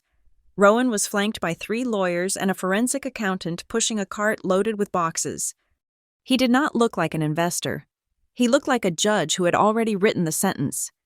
Ethan's smile faltered. "Rowan?" he asked, his voice cracking. "What are you doing here?" "This is a closed board meeting. I am aware," Rowan said calmly, walking to the head of the table. The chairman stood up and vacated his seat for him. Ethan watched in horror. "Why are you sitting there?" Ethan demanded. "That is the chairman's seat. It is the controlling owner's seat," Rowan corrected. He placed a single document on the table. It was the contract Ethan had signed at dinner last night. "You signed a bridge loan with Vanguard Holdings," Rowan explained, his voice filling the silent room. "You failed to conduct due diligence on the ownership of Vanguard. It is a wholly owned subsidiary of Vale Global. I am Vanguard." Ethan stared at him. The blood drained from his face. "So what?" Ethan stammered. "It is a loan. I will pay you back." "Read Clause 4. Section B," Rowan said, without looking at the paper. "In the event of material insolvency or undisclosed liabilities exceeding $1 million, the debt converts immediately to equity at a valuation of 1 cent per share." Rowan gestured to the accountant. "We conducted an audit of Pierce Harbor Solutions this morning at 8 o'clock. Rowan continued. "We found $12 million in undisclosed liabilities. We found vendor payments that are 6 months overdue, and we found a massive hole in the operating fund where cash was siphoned to an offshore shell company." He looked at Ethan. "Therefore, the conversion clause triggered at 9:01 a.m. I now own 51% of this company, and as the majority shareholder, my first motion is to remove the CEO for cause." "No," Ethan whispered. "You can't. Lucy." He turned to me, frantic. "Lucy, tell them," he shouted. "We are married. The shares are community property. He can't take them without your consent." I stood up. The chair made a heavy scraping sound against the floor. Every eye in the room turned to me. Ethan looked at me with desperation, expecting the naive, decorative wife to save him. "He needs my consent to sell community property," I said, my voice steady and clear. "But he does not need my consent to lose it." I reached into my briefcase. I pulled out a document. It wasn't a business contract. It was a court filing, stamped with the official seal of King County Superior Court. "However," I continued, walking toward him, "none of this is community property anymore." I slammed the document onto the table in front of him. "I filed for divorce 89 days ago." Ethan looked at the date stamp. Day 1. 89 days? He wheezed. "But the law. The 3 months. You have to wait 3 months." "I didn't wait," I said coldly. "You thought the cooling-off period was a safety net. You thought you had 90 days to hide the money and cheat the system. But I used those 90 days to build a case." I pointed to the boxes the accountant had brought in. "I have every email you sent to Sienna." I said, "I have the recording of you admitting to the Cook Islands account from last night. I have the forensic proof that you forged my signature on the second mortgage for our apartment." Ethan looked at the boxes. He looked at Rowan. He looked at me. The walls were closing in. "Sienna," he gasped. "Sienna will fix this. She owns the debt on your parents' house. She has leverage." The door opened again. Sienna Vale entered. She looked furious. She wasn't wearing her usual red.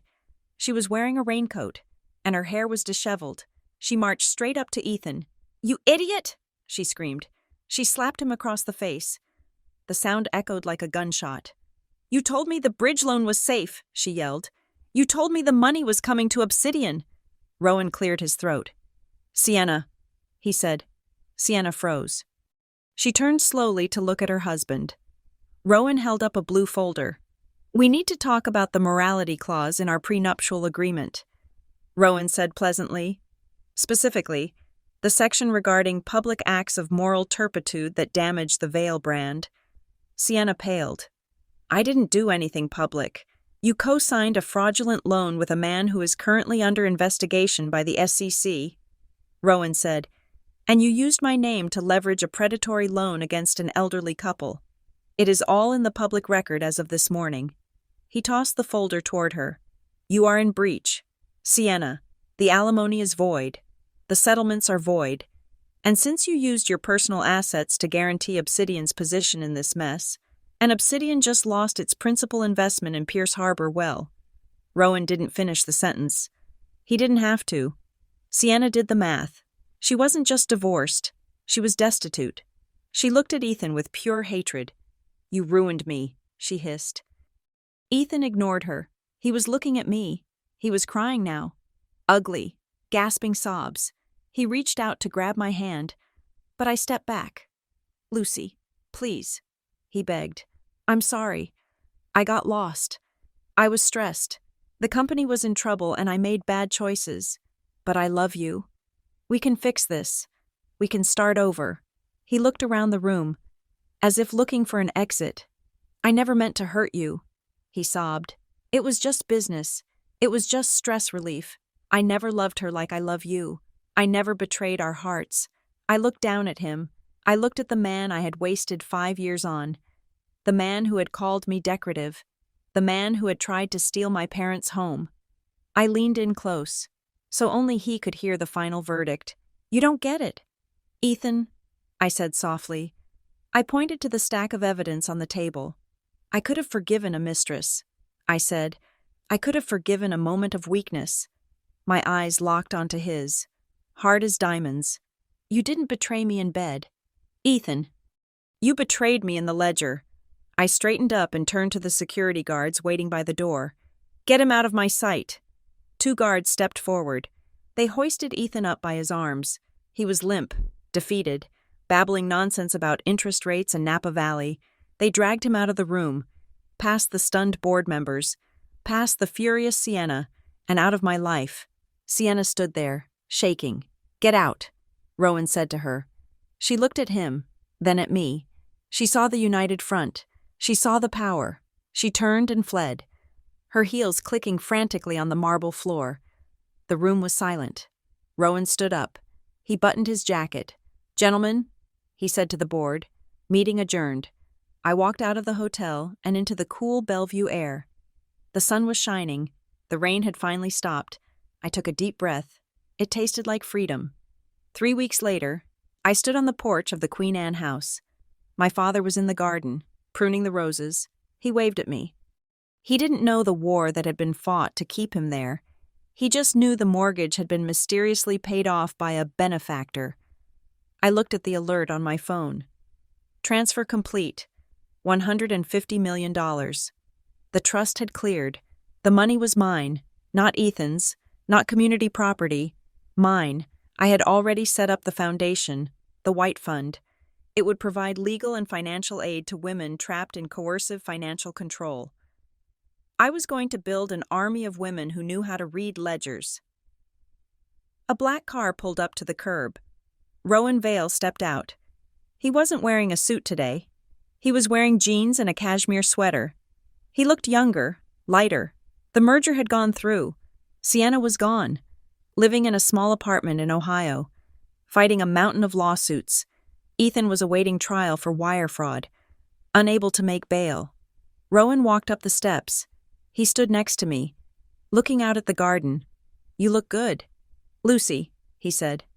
"I feel good," I replied. He looked at me. The transaction was over. The contract was fulfilled. The 90 days were up. "So," he said, "the deal is done. The enemy is defeated." "Yes," I said.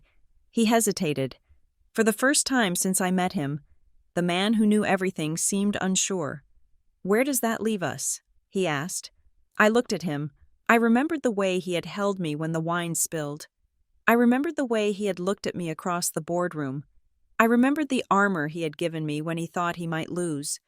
We were 2 people who had been trapped in bad stories. We had rewritten them together. I smiled. It wasn't a shark's smile. It was a woman's smile. I reached out and took his hand. His grip was warm and solid. "No contract." I said, "No script, no deadlines." I squeezed his hand. "If we start something, Rowan, we start it for real." Rowan smiled.